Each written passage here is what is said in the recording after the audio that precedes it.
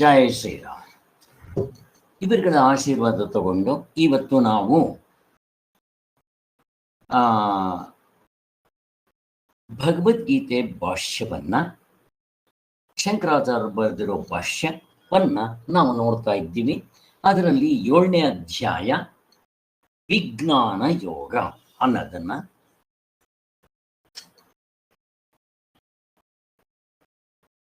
Page number ಬಂದಿದೆ 445.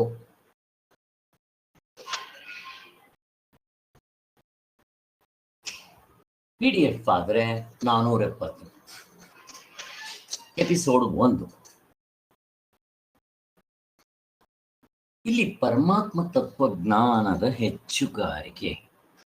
ಏನಿಲ್ಲಿ ಪರಮಾತ್ಮ ತತ್ವದ ಜ್ಞಾನ ಅದೇನಂತದ್ದು ಹೆಚ್ಚು ಅಂತ ಎಲ್ಲ ವೇದಗಳು ಅಂದ್ರೆ ವೇದಾಂತ.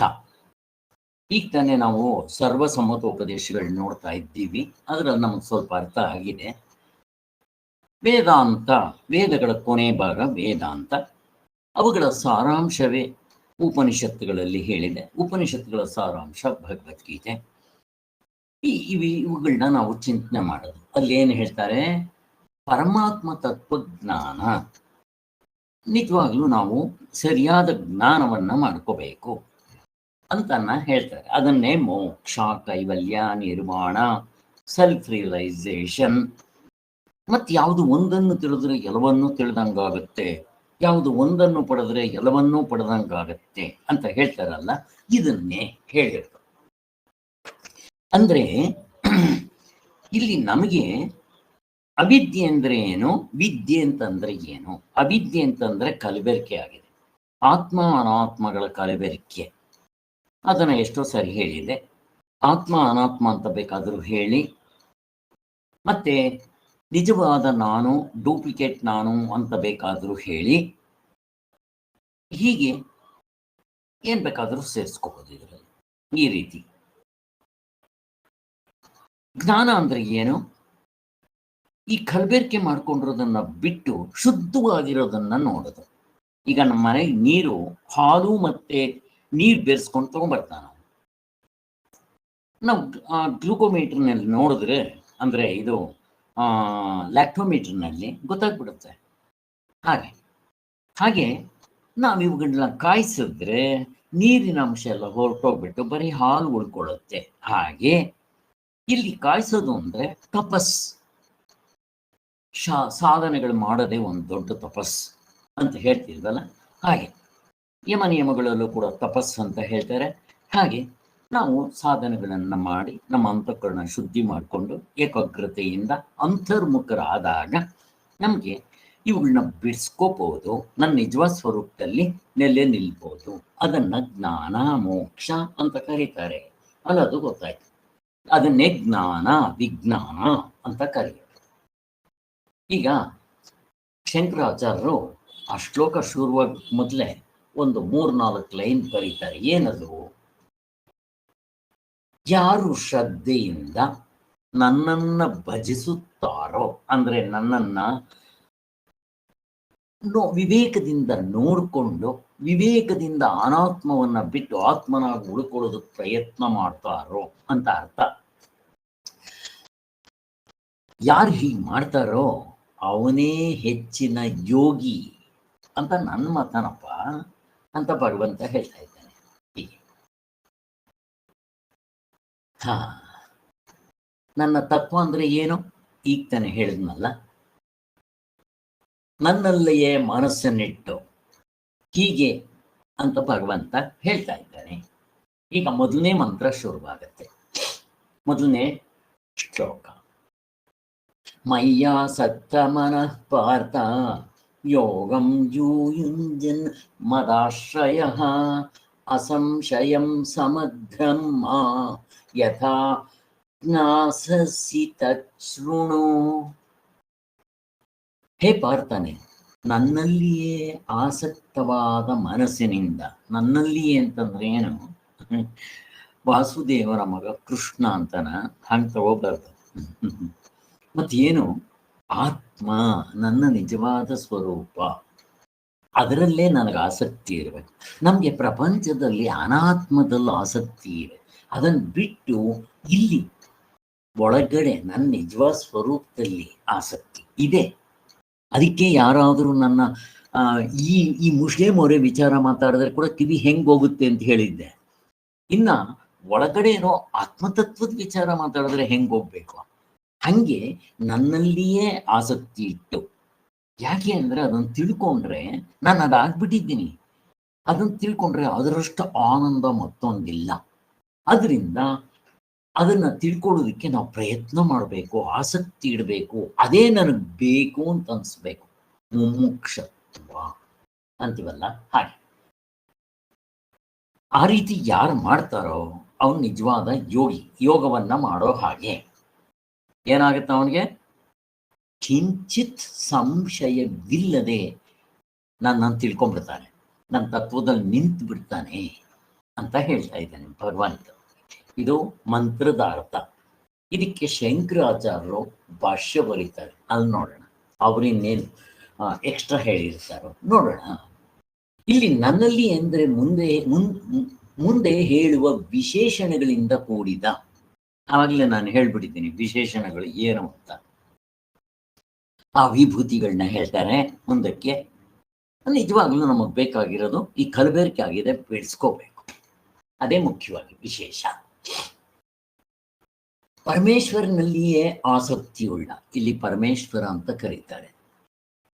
ಅದಕ್ಕೂ ನನ್ನ ನಿಜವಾದ ಸ್ವರೂಪ, ಆತ್ಮಸ್ವರೂಪ, ಬ್ರಹ್ಮ.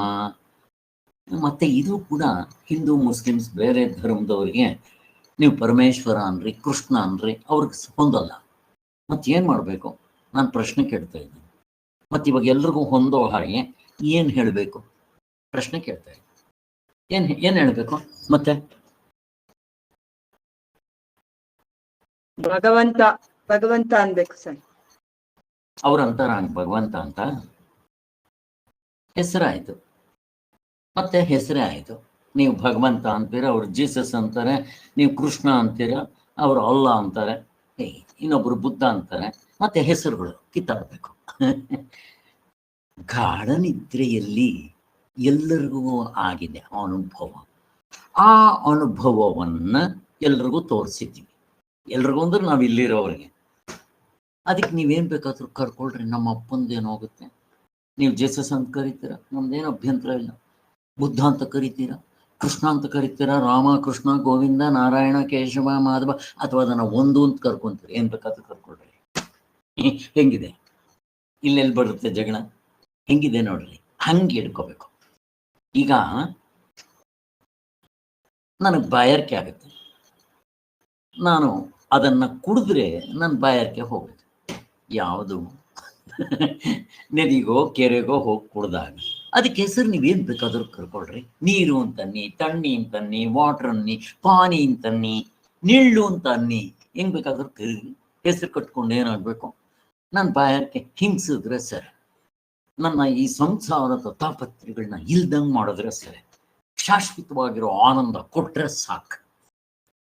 ಯಾವುದು ಒಂದನ್ನು ತಿಳಿದ್ರೆ ಎಲ್ಲವನ್ನು ತಿಳಿದಂಗೆ ಆಗ್ಬಿಡ್ಬೇಕು ಅಂಥದ್ದು ಅಲ್ಲ ಅದು. ಅದಕ್ಕೋಸ್ಕರ ಇಲ್ಲಿ ನೀವು ಪರಮೇಶ್ವರ ಅಂತ ಏನು ಕರಿತೀರೋ ಅದು ಹಂಗೆ ಹೇಳ್ಬೇಕಾಗುತ್ತೆ ಅಲ್ವಾ? ಅಂದ್ರೆ ಎಲ್ಲಿ ಕಿತ್ತಾಡ್ತೀರೋ, ಎಲ್ಲಿ ಕಿತ್ತಾಡಬೇಕು? ಏನು ಕಿತ್ತಾಡಬೇಕಾಗಿಲ್ಲ. ನಾವು ಅರ್ಥ ಮಾಡ್ಕೊಳ್ಳುವಾಗ ಹೀಗೆ ಮಾಡಬೇಕು. ಇಲ್ಲಿ ಪರಮೇಶ್ವರ ನನ್ನನ್ನ ಅಂದ ತಕ್ಷಣ ವಾಸುದೇವನ ಮಗ ಅವ್ರು ಹೇಳ್ತಾರೆ, ಹೋಗೋ ನಿಮ್ಮ ಕಳ್ಳಕೃಷ್ಣ ನಾವೇ ಪ್ರಾರ್ಥನೆ ಮಾಡ್ಲಿ ಹೋಗ್ರೇ ಅಂತಾರೆ ಅವರು. ಹಾಗೆ ಅದಕ್ಕೋಸ್ಕರ ಇಲ್ಲೇನು ಪ್ರಾಬ್ಲಮ್ ಬರಲ್ಲ. ಆದ್ದರಿಂದ ನನ್ನಲ್ಲಿ ಅಂದ್ರೆ ಆ ಅನುಭವದಲ್ಲಿ ಯಾರ ಆಸಕ್ತಿಯುಳ್ಳ ಮನಸ್ಸಿನಿಂದ ಕೂಡಿದವನಾಗ್ತಾನೋ, ನನಗೆ ಅದೇ ಬೇಕು, ಅದೇ ನನ್ನ ನಿಜವಾದ ಸ್ವರೂಪ ಅಂತ ತಿಳ್ಕೊಳ್ಳೋದಕ್ಕೆ ಯಾರು ಪ್ರಯತ್ನ ಮಾಡ್ತಾರೋ ಅವನು, ಅದರಿಂದ ಅವನೇ ಆಶ್ರಯ. ಆ ಅನುಭವ ಇದೆಯಲ್ಲ, ಎಲ್ಲರಲ್ಲಿರೋದು ಅವನೇ. ಆದ್ದರಿಂದ ಅವನನ್ನು ನಾನು ನಂಬಿಕೊಂಡು ನೀನೇ ನನ್ನ ಕಾಪಾಡಬೇಕು ಅಂತ ಅವನಿಗೆ ಶರಣು ಹೋಗ್ಬೇಕು. ಹಾಗೆ ಆದರೆ ಕೆಲವ್ರು ಏನ್ ಮಾಡ್ತಾರೆ, ಈ ಕರ್ಮಕಾಂಡದವರು ಅಗ್ನಿಹೋತ್ರ ಈ ಕರ್ಮಗಳನ್ನ ಮಾಡ್ಕೊತಾ ಹೋಗ್ತಾರೆ. ಪುತ್ರ ಕಾಮೇಷ್ಟಿ ಯಜ್ಞ, ಏಕಸಂಧಿ ಗ್ರಹ, ನನಗಂಥ ಮಕ್ಕಳು ಬೇಕಿಂತದ್ದು ಬೇಕು, ಇವುಗಳನ್ನ ಕೇಳ್ಕೊಂಡು ಮಾಡ್ತಾ ಇರ್ತಾರೆ ಕರ್ಮಕಾಂಡದಲ್ಲಿ. ಮತ್ತೆ ಇನ್ನು ಕೆಲವರು ತಪಸ್ಸನ್ನು ಮಾಡೋದು, ಯಜ್ಞದಾನ ತಪಸ್ಸುಗಳನ್ನ ಮಾಡೋದು. 17ನೇ ಅಧ್ಯಾಯದಲ್ಲಿ 18ನೇ ಅಧ್ಯಾಯದಲ್ಲಿ ಯಜ್ಞದಾನ ತಪಸ್ಸು ಹೇಳ್ತಾರೆ. ಇವು ಎಲ್ಲ ಇದರಲ್ಲೂ ಹೇಳ್ತಾರೆ ಕರ್ಮಕಾಂಡದಲ್ಲಿ, ಧರ್ಮ ಜಿಜ್ಞಾಸೆಯಲ್ಲೂ ಹೇಳ್ತಾರೆ. ಈಗ ನಮ್ಗೆ ಯಾಕೆ ಹೇಳ್ತಾ ಇದ್ದಾರೆ ಇಲ್ಲಿ? ನಾ ಪ್ರಶ್ನೆ ಕೇಳೋದು, ಈ ಯಜ್ಞದಾನ ತಪಸ್ ನಮ್ಗೆ ಯಾಕೆ ಹೇಳ್ತಾ ಇದ್ದಾರೆ ಇಲ್ಲಿ? ಯಾರಾದ ಕರ್ಮಕಾಂಡದಲ್ಲಿ ಹೇಳಿರೋದು, ಉಪಾಸನೆಯಲ್ಲಿ ಹೇಳಿರೋದು ಇಲ್ಲಿ ನಮ್ಗೆ ಯಾಕೆ ಹೇಳ್ತಾ ಇದ್ದಾರೆ? ಪ್ರಶ್ನೆ. ಚಿತ್ತಶುದ್ಧಿಗಾಗಿ. ಹೆಂಗ್ ಮಾಡ್ಬೇಕು? ಕರ್ಮಯೋಗ ರೀತಿ. ಅದು ಇಂಪಾರ್ಟೆಂಟ್. ಕರ್ಮಕಾಂಡದಲ್ಲಿ ಹೇಳಿದೆ, ಅಲ್ಲಿ ಕಾಮ್ಯ ಕರ್ಮದಿಂದ ಮಾಡ್ತಾರೆ. ಉಪಾಸನೆಯಲ್ಲೂ ಹೇಳಿದೆ, ಆ ಲೋಕಕ್ಕೆ ಹೋಗೋದಕ್ಕೋಸ್ಕರ ಮಾಡ್ತಾರೆ. ಮತ್ತೆ ಯಜ್ಞದಾನ ತಪಸ್ಸಿವೆಲ್ಲ ಧರ್ಮ ಜಿಜ್ಞಾಸೆಯಲ್ಲೂ ಹೇಳಿದೆ. ನೀವು ಏನ್ ಬೇಕಾದ್ರೂ ಹೇಳ್ರಿ, ಅವುಗಳನ್ನೇ ನೀವು ಕರ್ಮ ಯೋಗದಿಂದ ಮಾಡಿದ್ರೆ ನಿಮ್ಗೆ ಚಿತ್ತಶುದ್ಧಿಯಾಗಿ ನಿಮ್ಮನ್ನ ದರ ಒಳಗೆ ಕೇಳ್ಕೊಂಡು ಹೋಗುತ್ತೆ. ಅದಕ್ಕೋಸ್ಕರ ಇಲ್ಲೂ ಕೂಡ ಸಾಧನೆಗಳನ್ನ ಹೇಳಿದ್ದೆ. ಹೇಗಿದೆ ನೋಡ್ರಿ, ಇಷ್ಟೇ ವ್ಯತ್ಯಾಸ. 4 ಜನ ಭಕ್ತರಲ್ಲಿ ಹೇಳ್ತಾರೆ ಇದನ್ನೆಲ್ಲ. ಅರ್ಥ ಯಾತಿಕ್ ಮಾಡ್ತಾನೆ? ಅರ್ಥಾರ್ಥಿ. ಅವನು ಕಷ್ಟ ಬಂದಾಗ ವೆಂಕಟರಮಣ, ಇನ್ನೊಬ್ಬ ಏನೋ ಅವನಿಗೆ ಬೇಕು, ಅದಕ್ಕೋಸ್ಕರ ದೇವ್ರು ಬೇಕಷ್ಟೇ. ಬಿಡಿ ಸಿಗರೇಟ್ ಬೇಕು, ಅದಕ್ಕೆ ರಾಜ. ಹಂಗೆ ಅಂತವ್ರು. ಈ ಇವನು ಜಿಜ್ಞಾಸೆ ಮಾಡೋನು ಹೆಂಗಿರ್ತಾನೆ? ಯಾತಕ್ಕೋಸ್ಕರ ನನ್ಗೇನೂ ಬೇಡ, ನೀನೇ ಬೇಕು. ಹೇಗಿದೆ ನೋಡ್ರಿ, ಹಂಗೆ. ಅದಕ್ಕೋಸ್ಕರ ಅಂಥವ್ರು ನನ್ನ ತತ್ವವನ್ನು ತಿಳ್ಕೊಳ್ಳೋರು ಅಂತ ಭಗವಂತ ಹೇಳ್ತಾ ಇದ್ದಾನೆ. ಅದಕ್ಕೆ ಇವೇ ಸಾಧನೆಗಳನ್ನ ಕರ್ಮಯೋಗದಲ್ಲಿ ಮಾಡಲಿ. ಯಜ್ಞದಾನ ತಪಸ್ಸು, ಕರ್ಮಕಾಂಡ, ಉಪಾಸನ ಕಾಂಡ, ಇವುಗಳನ್ನೇ. ಆದರೆ ಈ ಯೋಗಿಯು ನನ್ನನ್ನೇ ಅಂತ ಆಶ್ರಯವೆಂದು ತಿಳ್ಕೊಂಡಿರ್ತಾನೆ. ನೋಡಿ, ಈ ಯೋಗಿ ಆ ಗಾಢನಿದ್ರೆಯಲ್ಲಿರೋ ಅನುಭವ ಇದೆ ನೋಡ್ರಿ, ಅವನೇ ನಮ್ಗೆಲ್ಲ ಕೊಡೋದು. ಈವನ್ ಇನ್ ಫ್ಯಾಕ್ಟ್ ಈ ಕಾಮ್ಯ ಕರ್ಮದವರು ಅಥವಾ ಕಷ್ಟ ಬಂದಾಗ ವೆಂಕಟರಮಣ ಅಂತ ಅನ್ನೋರು ಕೂಡ ದೇವತೆಗಳಿಗೆ ಮೊರೆ ಹೋಗ್ತಾರೆ. ಇರ್ಲಿ, ವಿದ್ಯೆ ಬೇಕು ಅಂದ್ರೆ ಸರಸ್ವತಿಗೆ, ಹಣ ಬೇಕು ಅಂದ್ರೆ ಲಕ್ಷ್ಮಿಗೆ. ಬಟ್ ಇವ್ರಿಗೆ ಎಲ್ಲಿಂದ ಬರುತ್ತೆ ಶಕ್ತಿ? ಇವ್ರಿಗೆ ಎಲ್ಲಿಂದ ಬರುತ್ತೆ ಆ ಒಂದು ಇದು ಶಕ್ತಿ ಆಗ್ಲಿ ಅಥವಾ ಕೊಡೋದಿಕ್ಕೆ ಯೋಗ್ಯತೆ ಆಗ್ಲಿ ಎಲ್ಲಿಂದ ಬರುತ್ತೆ? ಪ್ರಶ್ನೆ ಕೇಳ್ತಾ ಇದೆ. ಇವ್ರುಗಳಿಗೆ ಎಲ್ಲಿಂದ ಬರುತ್ತೆ? ಈಗ ದೇವತೆಗಳು ಬೇಕಾದಷ್ಟು ಜನ ಇದ್ದಾರೆ, ಅವ್ರಿಗೆಲ್ಲ ಎಲ್ಲಿಂದ ಬರುತ್ತೆ? ಯಾರಾದ್ರೂ ಬೇಗ ಆತ್ಮನಿಂದಲೇ ಬರೋದು ಅವ್ರಿಗೂ. ಹಾಗೆ ಈಗ ಋಷಿಗಳಿಗೆ ಎಷ್ಟೊಂದು ತಪಶಕ್ತಿ ಇರುತ್ತೆ, ಅವರಿಗೆ ಯೋಗಿಗಳು ಶಕ್ತಿ ಇರುತ್ತೆ, ಅಷ್ಟಸಿದ್ಧಿಗಳಿರುತ್ತೆ. ಯಾರು ಕೊಟ್ಟವರು? ನಮ್ಮಪ್ಪ ಆ ಗಾಢನಿದ್ರೆಯಲ್ಲಿರೋ ಅನುಭವವನ್ನೇ ಹೀಗೆ ಅರ್ಥ ಮಾಡ್ಕೋಬೇಕು. ಆದ್ದರಿಂದ ನಾವು ಈ ಚಿಲ್ರೆ ದೇವತೆಗಳನ್ನ ಕೇಳೋದಕ್ಕಿಂತ ಒಂದೇ ಸಾರಿ ಅವನ್ನೇ ಕೇಳೋಣ, ಗಾಢನಿದ್ರೆಯಲ್ಲಿರೋ ಅನುಭವನ್ನೇ ಕೇಳೋಣ, ನನಗೆ ಏನ್ ಬೇಕು ಅದು. ಅಥವಾ ನಾನು PA ಮುಖಾಂತರ MLA ಚೀಫ್ ಮಿನಿಸ್ಟರ್ನ ಹತ್ರ ಹೋಗೋ ಬದಲು ಒಂದೇ ಸಾರಿ ಪ್ರೈಮ್ ಮಿನಿಸ್ಟರ್ ಹತ್ರ ಹೋಗ್ತೀನಿ. ಇನ್ಯಾವನ ಹತ್ರ ಹೋಗ್ಬೇಕು? ಇದು ಯಾರಿಗೆ ಬೇಕಪ್ಪ? ಹೆಂಗಿದೆ? ಪ್ರೈಮ್ ಮಿನಿಸ್ಟರ್ ಹತ್ರ ಹೋಗೋದು. ಹಾಗೆ ಡೈರೆಕ್ಟಾಗಿ ನಾನು ಗಾಢನಿದ್ರೆಯಲ್ಲಿ ಕಂಡಂತ ಆತ್ಮ ಅನುಭವವನ್ನೇ ನಾನು ಕೇಳ್ಕೊತೀನಿ, ಹೇಳ್ತೀನಿ. ಹೆಂಗಿದೆ? ಅವನ ಜೊತೆನಲ್ಲಿ ನಾವು ವ್ಯವಹಾರ ಮಾಡೋದು ಹೆಂಗಿದೆ? ಅವ್ರ ಸಬಾರ್ಡಿನೇಟ್ಸ್ ಆಗಿರೋ ದೇವತೆಗಳ ಜೊತೆಲಿ ನಾನು ಕೇಳ್ಕೊಳ್ಳೋದು ಹೆಂಗಿದೆ? ಎರಡಕ್ಕೂ ಒಂದೇ ಪುರುಷ ಪ್ರಯತ್ನ. ಹೇಗಿದೆ? ಯಾವ್ದು ಬೇಕು ನಿಮ್ಗೆ ಅಂತ ಕೇಳ್ತಾರೆ. ಆದ್ದರಿಂದ ಈ ಕಷ್ಟ ಬಂದಾಗ ವೆಂಕಟರಮಣ ಅಥವಾ ಕಾಮ್ಯ ಕರ್ಮ ಇವುಗಳಿಗೆ ನನ್ನ ಆಶ್ರಯ ಮಾಡೋದಕ್ಕಿಂತ ನಾನೇ ಬೇಕು ಅಂತ ಮಾಡ್ತಾನಲ್ಲ, ಅವನು ಯೋಗಿಗಳಲ್ಲಿ ಶ್ರೇಷ್ಠ. ನಾವು ಯಾವುದೂ ನೋಡ್ಕೋಬೇಕು, ಅದನ್ನು ಭಗವಂತ ಹೇಳ್ತಾ ಇದ್ದಾನೆ. ಹಾಗೆ ಆದ್ದರಿಂದ ಅಂಥವನು ನನ್ನಲ್ಲಿಯೇ ಆಸಕ್ತಿ ಇಟ್ಟು ನಾನೇ ಬೇಕು ಅಂತ ಹೇಳಿ ಈ ಸಾಧನೆಗಳನ್ನ ಕರ್ಮಯೋಗ ರೂಪದಲ್ಲಿ ಮಾಡಿದ್ದಾದರೆ ಹಾರ ಅಂತ ಹೇಳ್ತಾ ಇದ್ದಾನೆ. ಅವರಿಗೆ ನಾನು ಯಾವಾಗಲೂ ಅವರಿಗೆ ಈ ತತ್ವದಲ್ಲಿ ನಿಲ್ಲೋದಿಕ್ಕೆ ಸಹಾಯ ಮಾಡ್ತೀನಿ ಅಂತ. ಹಾಗೆ ಮತ್ತೆ ಈ ಮುಂದಕ್ಕೆ ಇದೇ ಅಧ್ಯಾಯದಲ್ಲಿ ವಿಭೂತಿ ಉಪಾಸನೆಗಳನ್ನ ಹೇಳ್ತಾರೆ. ಹಾಗೆ ಅದನ್ನ ಇಲ್ಲಿ ಕೂಡ ಮೆನ್ಷನ್ ಮಾಡ್ತಾ ಇದ್ದಾರೆ. ಏನಂತ, ಯೋಗವನ್ನು ಮಾಡುತ್ತಾ ಮನಸ್ಸನ್ನು ಸಮಾಧಾನಗೊಳಿಸುತ್ತಾ ಸಂಶಯವಿಲ್ಲದೆ ನನ್ನನ್ನ ಸಮಗ್ರವಾಗಿ ಎಂದರೆ ವಿಭೂತಿ, ಬಲ, ಶಕ್ತಿ, ಐಶ್ವರ್ಯ ಮುಂತಾದ ಗುಣ ಸಂಪತ್ತುಗಳುಳ್ಳ ನನ್ನನ್ನು ಪೂರ್ಣವಾಗಿ, ಹೇಗೆ ಎಂದರೆ ಯಾವ ಪ್ರಕಾರದಿಂದ ಭಗವಂತನು ಹೀಗೆಯೇ ಇರುವನು ಎಂದು ಯಾವ ಸಂಶಯವೂ ಇಲ್ಲದೆ ತಿಳಿದುಕೊಳ್ಳುವನೋ. ಇಲ್ಲಿ ವಿಭೂತಿಗಳನ್ನ ಹೇಳ್ತಾ ಇದ್ದಾರೆ. ಇದು ಕರ್ತೃತಂತ್ರವಾದ ಸಾಧನೆ. ಯಾರು ಬೆಳಿಗ್ಗೆ ನೋಡಿದ್ವಲ್ಲ, ಯಾರು ಉತ್ತಮ ಅಧಿಕಾರಿನೋ ಅವನು ಡೈರೆಕ್ಟ್ ಆಗಿ ಹೋಗ್ಬಿಡ್ತಾನೆ, ನಚಿಕೇತ. ಬಟ್ ನಾವು ಇನ್ನೂ ಅಷ್ಟು ಅಧಿಕಾರ ಇಲ್ಲದೆ ಇದ್ರೆ ಮಧ್ಯಮ, ಅಧಮ, ಮಧ್ಯಮ, ಇನ್ನು ಕೆಳಗಡೆ ಇರುವಂತವ್ರು ಏನ್ ಮಾಡ್ಬೇಕು? ಈ ಪ್ರಪಂಚದಲ್ಲಿ ಏನ್ ಕಂಡ್ರು, ಕಾರ್ಯ ಅಂತ ಏನ್ ಅಂತೀವೋ ಅಥವಾ ದೃಶ್ಯ ಪ್ರಪಂಚ ಅಂತ ಏನ್ ಹೇಳ್ತೀನೋ, ಯಾವ್ದು ಬೇಕಾದ್ರೂ ಇಟ್ಕೊಳ್ರಿ, ನಮಗ್ ಸುಲಭವಾಗಿರೋದು. ಇವುಗಳನ್ನ ಪ್ರತಿಯೊಂದನ್ನ ಪರಮಾತ್ಮ ಅಂತ ಭಾವನೆ ಮಾಡೋದು ಎಷ್ಟು ಚೆನ್ನಾಗಿದೆ ನೋಡ್ರಿ.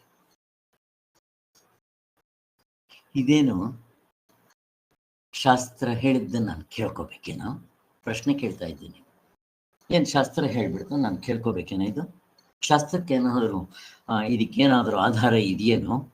ಎಲ್ಲವನ್ನ ಮೇಲ್ಗಡೆಯಿಂದ ಆ ಪಂಚಭೂತಗಳು ಹೇಳ್ತಲ್ಲ, ಅವು ಪರಮಾತ್ಮನೇ, ನೀನೇ ಈ ರೂಪದಲ್ಲಿ ತೋರ್ತಾ ಇದ್ದೀಯ ವಿಭೂತಿ ಅಂತ.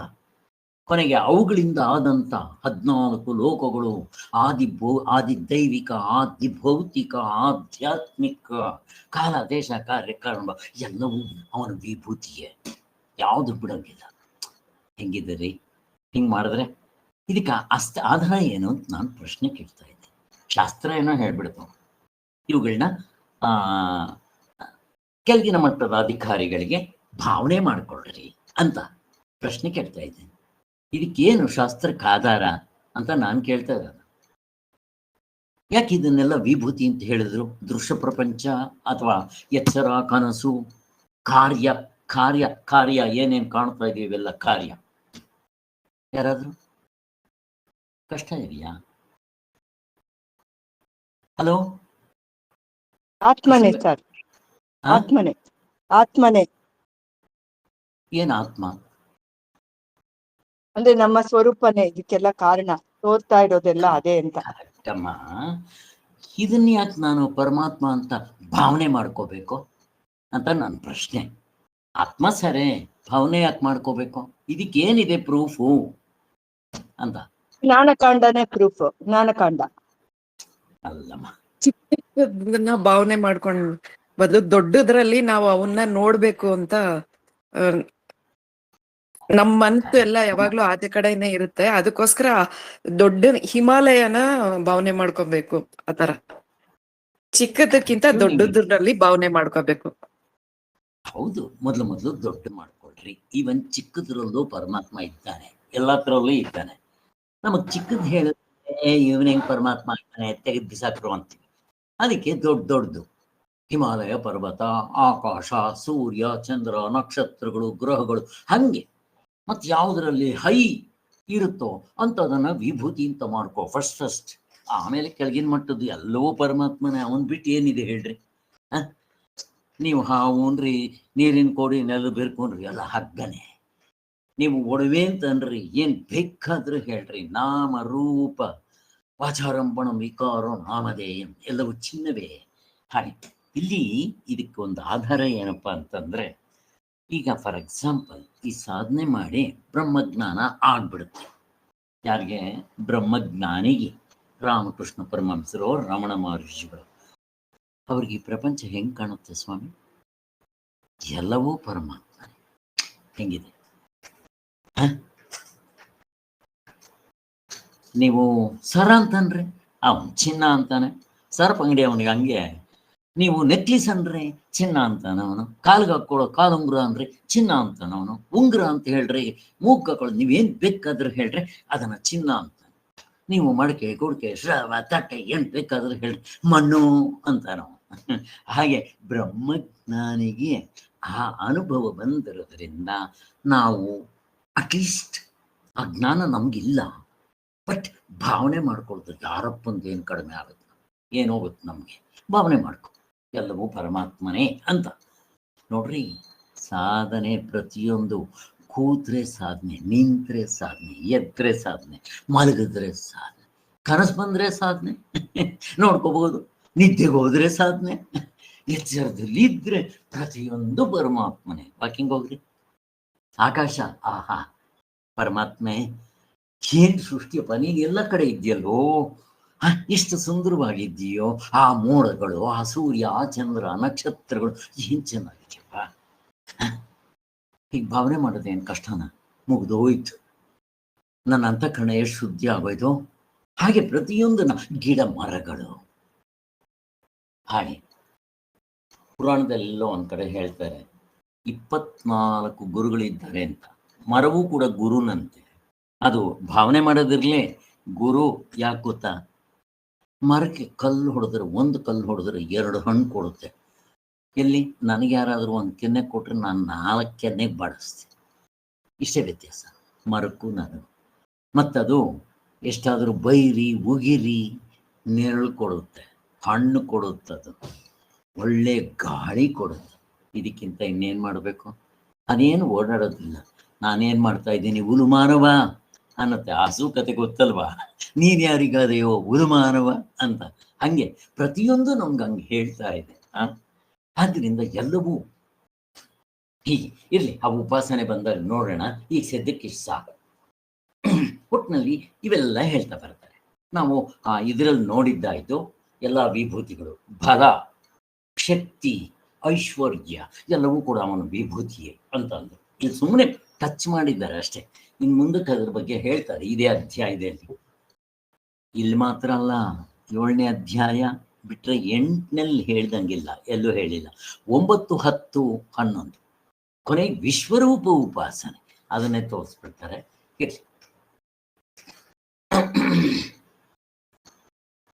ಇಲ್ಲಿ ಸಗುಣ ನಿರ್ಗುಣ ಎಲ್ಲ ಸೇರಿಸ್ಕೋಬೇಕು ವಿಭೂತಿಗೆ.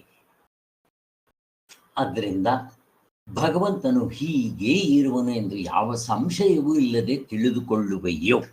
ಅವನು ಹೇಗಿದ್ರೆ ತೋರಲಿ, ಅವನು ಕತ್ಗೆ ಹಾಕೊಳ್ಳೋ ಸರ ಇರಲಿ, ಮೂಗ್ಗೆ ಹಾಕೊಳ್ಳೋದಿರ್ಬೋದು, ಕಿವಿಗೆ ಹಾಕೊಳ್ಳೋದಿರ್ಬೋದು, ನಾಲ್ಗೆಗೆ ಹಾಕೊಳ್ಳೋದಿರ್ಬೋದು, ಕತ್ಗೋ, ಸೊಂಟಕ್ಕೋ, ಕಾಲ್ಗೋ, ಕೈಗೋ, ಎಲ್ಲಿಗೆ ಬೇಕಾದ್ರೆ ಎಲ್ಲ ಚಿನ್ವೆ, ಹಂಗೆ ನೋಡೋದು ಬರ್ಬೇಕು. ಇದನ್ನ ಇನ್ನ 2ನೇ ಶ್ಲೋಕ. ಜ್ಞಾನಂ ತೇಹಂ ಸವಿಜ್ಞಾನ ಮಿದಂ ವಕ್ಯಾಮ್ಯಶೇಷತಃ ಯಜ್ಞಾತ್ಯನೇಹ ಭೂಯೋನ್ಯ ಜ್ಞಾತವ್ಯ ಮಮ ಶಿಷ್ಯತೆ. ಈ ವಿಜ್ಞಾನದಿಂದ ಕೂಡಿದ ಜ್ಞಾನವನ್ನ ನಿನಗೆ ನಾನು ಸ್ವಲ್ಪವೂ ಬಿಡ್ದಂಗೆ ಹೇಳುವೆನು. ವಿಜ್ಞಾನ, ಇಲ್ಲಿ ಜ್ಞಾನ ಅನ್ಲಿಲ್ಲ, ವಿಜ್ಞಾನ ಅಂದ್ರೆ. ಇಲ್ಲಿ ನಮಗೆ ತಿಳಿಸ್ಕೊಡ್ತಾರೆ ಜ್ಞಾನ ಅಂದ್ರೆ ಏನು, ವಿಜ್ಞಾನ ಅಂದ್ರೆ ಏನು. ಅದನ್ನ ತಿಳಿದ್ರೆ ಮತ್ತೆ ಇನ್ನೊಂದು ತಿಳಿಬೇಕಾಗಿಲ್ಲ, ಎಲ್ಲ ನಮಗೆ ಗೊತ್ತಿರೋದೆ. ಆ ಶ್ಲೋಕದಲ್ಲಿ ಹೇಳ್ತಾ ಇದ್ದಾರೆ.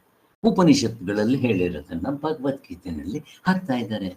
ಅದಕ್ಕೆ ಉಪನಿಷತ್ತುಗಳ ಸಾರವೇ ಭಗವದ್ಗೀತೆ. ಅದಕ್ಕೆ ನಮಗೆಲ್ಲ ಮೊದಲೇ ಗೊತ್ತಿದೆ ಅಲ್ವಾ, ಕೇಳಿದ್ವಿ ಉಪನಿಷತ್ತುಗಳಲ್ಲಿ. ಈಗ ತಾನೇ ಅದ್ರ ಬಗ್ಗೆ ಎಲ್ಲ ಹೇಳಿದ್ದಾಯ್ತು. ಈಗ ಶಂಕರಾಚಾರ್ಯರಿಗೆ ಅರ್ಥ ಬರೀತಾರೆ. ನನ್ನ ವಿಷಯವಾದ ಜ್ಞಾನವನ್ನ, ಯಾವ್ದು ನನ್ನ ವಿಷಯ? 2 ಕಲಬೆರಕೆ ಆಗಿದೆಯಲ್ಲ, ಇದು ಅವಿದ್ಯೆ. ಇದನ್ನ ಬಿಡಿಸ್ಕೊಂಡ್ರೆ ಜ್ಞಾನ, ಗಾಢ ನಿದ್ರೆ, ಅನುಭವ, ಅದು ನನ್ನ ವಿಷಯ. ಎಲ್ರಿಗೂ ಅನುಭವ ಆಗಿದೆ. ಆ ವಿಷಯವಾದ ಜ್ಞಾನವನ್ನ ನಿನಗೆ ವಿಜ್ಞಾನದೊಡನೆ. ಇಲ್ಲಿ ಜ್ಞಾನ ಅಂದ್ರೆ ಏನು, ವಿಜ್ಞಾನ ಅಂದ್ರೆ ಏನು ಅಷ್ಟೇ. ಇಲ್ಲಿ ವಿಜ್ಞಾನ ಅಂದಿದ ತಕ್ಷಣ ಏನು ಹೇಳಿದ್ರು? ಅನುಭವದಿಂದ ಕೂಡಿದ, ಸ್ವಲ್ಪವೂ ಸಂಶಯವಿಲ್ಲದೆ, ಉಳಿಯದಂತೆ ಸಂಪೂರ್ಣವಾಗಿ ತಿಳಿಸ್ಕೊಟ್ಬಿಡ್ತಾರೆ. ಹಾಗೆ ವಿಜ್ಞಾನ. ಜ್ಞಾನ ಅಂದರೆ ಏನು? ಶಾಸ್ತ್ರಜ್ಞಾನ, ಪುಸ್ತಕದ ನಾಲೆಡ್ಜ್, ಪುಸ್ತಕದ ಬದನೆಕಾಯಿ. ನಾನು ಜೋಕಾಗಿ ಹೇಳೋದು ಅಷ್ಟೆ. ಈಗ ನಮಗೆಲ್ಲ ಶಾಸ್ತ್ರಜ್ಞಾನ ಗೊತ್ತು, ಇನ್ನು ವಿಜ್ಞಾನ ಆಗಿಲ್ಲ. ನಮ್ದೇನು ಪಾಪ ಸಚ್ಚಿದಾನಂದ ಸರಸ್ವತಿ ಸ್ವಾಮಿಗಳು ಹುಟ್ಟಿದಾಗ್ಲಿಂದ ಅವರು 70ನೇ ವರ್ಷಕ್ಕೆ ಬಂದಾಗಲೂ ಕೂಡ ಈ ಮಾತು ಹೇಳಿದರು, ನನಗೆ ಬರೀ ಜ್ಞಾನ ಆಗಿದೆ, ವಿಜ್ಞಾನ ಆಗಿಲ್ಲ ಅಂತ. ಹಾಗೆ ಸೊ ನಮ್ಗೆ ಇವಾಗ ಅರ್ಥ ಆಯ್ತು ಅದೇನು ಅನ್ನೋದು. ಆದ್ದರಿಂದ ಜ್ಞಾನ ಅಂದ್ರೇನು, ವಿಜ್ಞಾನ ಎಂದ್ರೇನು, ಹೀಗೆ. ಯಾರು ಆತ್ಮನ ಅರ್ಥಕೊಂತಾರೋ ಮತ್ತೇನು ತಿಳ್ಕೊಬೇಕಾಗಿಲ್ಲ. ಯಾವುದು ಒಂದನ್ನು ತಿಳಿದ್ರು ಎಲ್ಲವನ್ನು ತಿಳಿದಂಗಾಗುತ್ತೆ ಅಂತ ಹೇಳಿದ್ದು ಆಯ್ತು. ಆ ಜ್ಞಾನವನ್ನು ಕೇಳುವ ಅರ್ಜುನನ್ನ ತನ್ನ ಕಡೆ ತಿರುಗಿಸ್ಕೊಳ್ಳೋದಕ್ಕೋಸ್ಕರ ಭಗವಂತ ಅದಕ್ಕೆ ಒಂದು ಸ್ವಲ್ಪ ಸಕ್ಕರೆ ಬೆಲ್ಲ ಹಾಕ್ತಾ ಇದ್ದಾನೆ. ಭಗವಂತ ಹೇಳೋದ್ರಲ್ಲಿ ಈ ಕಡೆ ಬರಲಿ ಅಂತ. ಯಾವುದನ್ನು ತಿಳಿದುಕೊಂಡ್ರೆ ಎಲ್ಲವನ್ನೂ ತಿಳಿದಂಗಾಗುತ್ತೆ ಅಂತ ಹೇಳಿದ ತಕ್ಷಣ ಅರ್ಜುನ್ಗೆ ಕ್ಯೂರಿಯಾಸಿಟಿ, ಯಾವುದಂಥದ್ದು ನನಗದು ಹೇಳ್ಕೊಡು ಅಂತ ಅನ್ಲಿ ಅಂತ ಅವನ ಕಡೆ ತಿರುಗಿಸ್ಕೊಳ್ಳೋದಕ್ಕೋಸ್ಕರ ಹೇಳ್ತಾ ಇದ್ದಾನೆ. ಅಂಥ ಒಂದು ವಿಜ್ಞಾನವನ್ನ ತಿಳ್ಕೊಂಡ್ರೆ ಇನ್ನೇನು ಬೇರೆ ತಿಳ್ಕೊಬೇಕಾಗಿಲ್ಲ. ಅದನ್ನೇ ಪುರುಷಾರ್ಥ ಸಾಧನ. ನಿಜವಾಗ್ಲೂ ಪುರುಷ ಪ್ರಯತ್ನ ಹುಟ್ಟಿದ ಮೇಲೆ ಪ್ರತಿಯೊಬ್ಬ ಮನುಷ್ಯನು ಮಾಡಬೇಕಾಗಿರೋದು ಇದೊಂದೇ. ಇದು ಮಾಡದೇ ಇದ್ರೆ ಹಿಂದೆ ಹೇಳಿದ್ದೆ ವೇಸ್ಟ್. ಋಷಿಮುನಿಗಳು ನಮ್ಮನ್ನು ನೋಡಿದ್ದೆ ವೇಸ್ಟ್ ಅಂತಾರಂತೆ. ಮನುಷ್ಯನ ಹುಟ್ಟಿದಕ್ಕೆ ಇದು ಮಾಡಬೇಕು, ಇಲ್ದಿದ್ರೆ ಏನು? ಪ್ರಾಣಿಗಳಿಗೂ ನಮ್ಗೇನು ವ್ಯತ್ಯಾಸ? ಅವು ಹುಟ್ಟುತ್ತೆ, ಬೆಳೆಯುತ್ತೆ, ತಿನ್ನುತ್ತೆ, ಮಲಗುತ್ತೆ, ಮಕ್ಕಳು ಹಾಕುತ್ತೆ, ಒಂದಿನ ಸಾಯುತ್ತೆ. ನಾವು ಅಷ್ಟೇ ಮಾಡಿದ್ರೆ ಇನ್ನೇನು ವ್ಯತ್ಯಾಸ? ಪ್ರಾಣಿಗಳೇ. ಆದ್ದರಿಂದ ಈ ವಿಚಾರವನ್ನು ಭಗವಂತ ಹೋಗ್ತಾ ಇದ್ದಾನೆ. ನನ್ನ ತತ್ವವನ್ನು ಯಾವನು ತಿಳಿಯುತ್ತಾನೋ ಅವನು ಎಲ್ಲವನ್ನೂ ತಿಳಿದಂಗಾಗೋಯ್ತು, ಮುಗ್ದೋಯ್ತು. ಅವನ ವಿಜ್ಞಾನಿ ಅಂತ ಕರೀತೀವಿ, ಸೈಂಟಿಸ್ಟ್ ಅಂತಲ್ಲ. ಇಲ್ಲಿ ವಿಜ್ಞಾನ ಅಂದರೆ ಬೇರೆ. ಆದ್ದರಿಂದ ಹೀಗೆ ಅಸಾಧಾರಣ ಫಲವುಳ್ಳದ್ದಾದ್ದರಿಂದ ಹೆಚ್ಚಿನ ಫಲ, ಇದಕ್ಕಿಂತ ಮತ್ತೊಂದಿಲ್ಲ, ಇದು ಫಲ. ಆ ಜ್ಞಾನವು ದೊರೆಯುವುದು ತುಂಬ ಕಷ್ಟನಪ್ಪ, ಏನಷ್ಟು ಸುಲಭ ಅಲ್ಲ ಅಂತ ಭಗವಂತ ಹೇಳ್ತಾ ಇದ್ದಾನೆ. ಯಾಕೆ ಅಂತಂದ್ರೆ 3ನೇ ಶ್ಲೋಕದಲ್ಲಿ ಮನುಷ್ಯಾನಾಂ ಸಹಸ್ರೇಷು ಕಶ್ಚಿತ್ ಯತತಿ ಸಿದ್ಧಯೇ ಯಥಾ ತಾಮಪಿ ಸಿದ್ಧಾನಾಂ ಕಶ್ಚಿನ್ನಾಂ ವೇತಿ ತತ್ವತಃ. ಅಪ್ಪ, ಇದು ಕೋಟಿ ಕೋಟಿ ಜನದಲ್ಲಿ ಈ ಕಡೆ ಬರೋವ್ರೆ, ಕೋಟಿ ಜನದಲ್ಲಿ ಯಾವನೋ ಒಬ್ಬನೇ ಕಡೆ ಬರೋದು.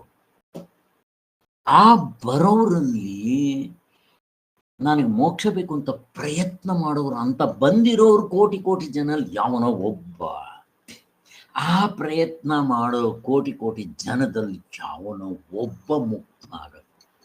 ಇಷ್ಟು ರೇರ್. ಇದನ್ನು ಹೇಳಿದ ತಕ್ಷಣ ನಮ್ಗೇನನ್ಸುತ್ತೆ ಹೇಳ್ರಿ? ಸಾಕಪ್ಪ, ನಿಮ್ಮ ಥಿಯರಿ ಸಾಕು, ಪ್ರಾಕ್ಟಿಕಲ್ಲು ಸಾಕು, ನಮಗೇನೂ ಬೇಡ, ಹೋಗ್ತೀವಿ ನಾವು ಅಂತ ಹೋಗೋರು ಎಷ್ಟು ಜನ ಇಲ್ಲ? ಅದನ್ನು ಕೃಷ್ಣ ಭಗವಂತ ಹೇಳ್ತಾ ಇದ್ದಾನೆ. ಕಷ್ಟ ಇದೆ, ನಿಜ ಕಷ್ಟ ಇದೆ. ಎಷ್ಟು ಕಷ್ಟವೋ ಅಷ್ಟೇ ಸುಲಭ ಅಂತ ಕೂಡ ಮೊನ್ನೆ ಹೇಳಿದ್ದೀನಿ ನಿಮಗೆ. ಯಾರ ಕಷ್ಟ ಪ್ರಶ್ನೆ ಕೇಳ್ತಾ ಇದ್ದೀನಿ. ಎಷ್ಟು ಕಷ್ಟವೋ ಅಷ್ಟೇ ಸುಲಭ, ಜೈಲಿನ ಕತೆ. ಮತ್ತೆ ಇದು ಯಾಕೆ ಕಷ್ಟ ಪ್ರಶ್ನೆ ಕೇಳ್ತಾ ಇದ್ದೀನಿ. ಯಾರಿಗೆ ಕಷ್ಟ? ಫಸ್ಟ್ ಆಫ್ ಆಲ್ ಯಾರಿಗಿದು ಕಷ್ಟ, ಯಾರಿಗಿದು ಅತ್ಯಂತ ಸುಲಭ? ಜೈಲಿನಲ್ಲಿ ಅವನು ಬಿಡುಗಡೆ ಆಗಿದ್ದಕ್ಕೆ ಎಕ್ಸಾಂಪಲ್ ನಿಮ್ಗೆ ಹೇಳಿದ್ದೀನಿ ಮೊನ್ನೆ ಕೂಡ, ಇಲ್ಲೇ ಬಗ್ಗೆ ಅದು ವರ್ಣಿಸೋಕೆ ಹೋಗಲ್ಲ. ಪ್ರಶ್ನೆ ಯಾರಿಗೆ ಕಷ್ಟ? ಬಹಿರ್ವಿಷಯಾಸಕ್ತರಿಗೆ ಕಷ್ಟ, ವಿಷಯಗಳ ಕಡೆ ಹೋಗ್ತಾ ಇರೋರಿಗೆ ಕಷ್ಟ. ಯಾರು ಹೊರಗಡೆ ನೋಡ್ತಾ ಇರ್ತಾರೋ, ಹೊರಗಡೆ ಅಂದ್ರೆ ಏನು? 3 ಹೊತ್ತು ಅನಾತ್ಮಗಳಲ್ಲಿ ಮುಳುಗಿರೋದು, ಪ್ರಪಂಚದಲ್ಲಿ ಮುಳುಗಿರೋದು. ಹೀಗೆ ಅವರಲ್ಲಿ 2 ಥರ. ಅಧರ್ಮದಿಂದ ನಡ್ಕೊಳ್ಳೋರು, ಅಟ್ಲೀಸ್ಟ್ ಅವ್ರಿಗಿಂತ ಬೆಟ್ರು ಧರ್ಮದಿಂದ ನಡ್ಕೊಳ್ಳೋರು ಕೂಡ ಇರ್ಬೋದು, ಬಟ್ ಅವ್ರಿಗೇನು ಆತ್ಮ ಬೇಕಾಗಿಲ್ಲ, ಧರ್ಮದಿಂದ ನಡ್ಕೊತಾರೆ ಹಾಗೆ. ಆದರೆ ಯಾವನೋ ಒಬ್ಬ ಅಂತರ್ಮುಖಿ, ಒಳಗಡೆ ನೋಡೋದಕ್ಕೆ ಪ್ರಯತ್ನ ಮಾಡ್ತಾನೆ, ಈ ಕಡೆ ಆಸಕ್ತಿ ಬರುತ್ತೆ. ಹೀಗಂದ್ರೆ ಏನು ನಾನು ತಿಳ್ಕೊಬೇಕು ಅಂತ ಬರ್ತಾನೆ ಅಂತ ಕಾಟಕೋಪನಿಷತ್ನಲ್ಲೂ ಇದನ್ನ ಹೇಳಿತ್ತು. ಕೆಲವರು ತುಂಬಾ ಜನ ಬಂದು ಕೇಳ್ತಾ ಇರ್ತಾರೆ. ಮೊನ್ನೆ ಕೂಡ ಎಲ್ಲೋ ಒಂದ್ ಕಡೆ ಹೇಳಿದ್ವಲ್ಲ, ಯಾತ್ಯತಿಕ್ ಬಂದು ಕೇಳ್ತಾರೆ. ಕೆಲವರು ಕ್ಯೂರಿಯಾಸಿಟಿ, ಏನ್ ಹೇಳ್ತಾರೋ ಸ್ವಲ್ಪ ಕೇಳ್ಬೇಕು ಅಷ್ಟೇ, ಕ್ಯೂರಿಯಾಸಿಟಿ ಅಷ್ಟೇ ಅವರು. ಇನ್ ಕೆಲವರು ಏನ್ ಮಾಡ್ತಾರೆ, ಕೇಳಕ್ ಬರೋರು ನಾನು ಹೇಳ್ತಾ ಇರೋದು. ಇನ್ ಕೆಲವರು ಆ ಶ್ಲೋಕ ಈ ಶ್ಲೋಕ ಅಲ್ಲಿದೆ, ಈ ಶ್ಲೋಕ ಇಲ್ಲಿದೆ ಅಂತ ಹೇಳಿ ಸಂಸ್ಕೃತ ಇದು ಜಗ್ಲರಿ ಸರ್ಕಸ್ ಮಾಡೋದು. ಮತ್ತೆ ಪ್ರವಚನ ಮಾಡುವಾಗ ನಾನು ನೋಡಿದ್ರೆ ಎಷ್ಟೊಂದು ಗೊತ್ತಿದೆ, ಆ ಶ್ಲೋಕ ಎಲ್ಲಿದೆ, ಅಲ್ಲಿದೆ, ಇಲ್ಲಿದೆ, ಇದು ಹೇಳ್ಕೊಳ್ಳೋರು ಅದೊಂಥರ ಜನ. ಹೀಗೆ ಇನ್ ಕೆಲವರು ಅವ್ರನ್ನ ಸೋಲಿಸ್ಬೇಕು ಅಂತ, ಎಸ್ಪೆಷಲಿ ರಾಮಾನುಜಾಚಾರ್ಯ ಮಧ್ವಾಚಾರ್ಯ ಭಕ್ತರು ಈ ಕೆಲಸ ಇದೇ ಮಾಡೋದು. ಅದ್ವೈತಿಗಳನ್ನ ಏನಾದರೂ ಮಾಡಿ ಹೊಡೆದಾಕ್ಬೇಕು, ಅವ್ರ ದೃಷ್ಟಿ ಶಾಸ್ತ್ರ ನೋಡೋದಿದೆ. ಹೀಗೆ ಇನ್ನು ಕೆಲವರು ಈ ವೈರಾಗ್ಯ, ಸ್ಮಶಾನ ವೈರಾಗ್ಯ, ಪ್ರಸೂತಿ ವೈರಾಗ್ಯ ಅಥವಾ ಈ ಅಭಾವ ವೈರಾಗ್ಯ ಅಂತೀವಲ್ಲ, ಈ ಮೂರಲ್ಲಿ ಯಾವುದೋ ಒಂದು ವೈರಾಗ್ಯ ಬಂದಿರುತ್ತೆ ತಾತ್ಕಾಲಿಕವಾಗಿ. ಆವಾಗ ಅಯ್ಯೋ ಇಷ್ಟು ದುಃಖ ಇದೆಯಲ್ಲ, ಏನ್ ಮಾಡಬೇಕು, ಅಯ್ಯೋ ಮರಿಬೇಕು ಅಂತ ಹೇಳಿ ಈ ಕಡೆ ಬರ್ತಾರೆ. ಇವೆಲ್ಲ ತಾತ್ಕಾಲಿಕ, ಟೆಂಪರರಿ ಅಲ್ವಾ?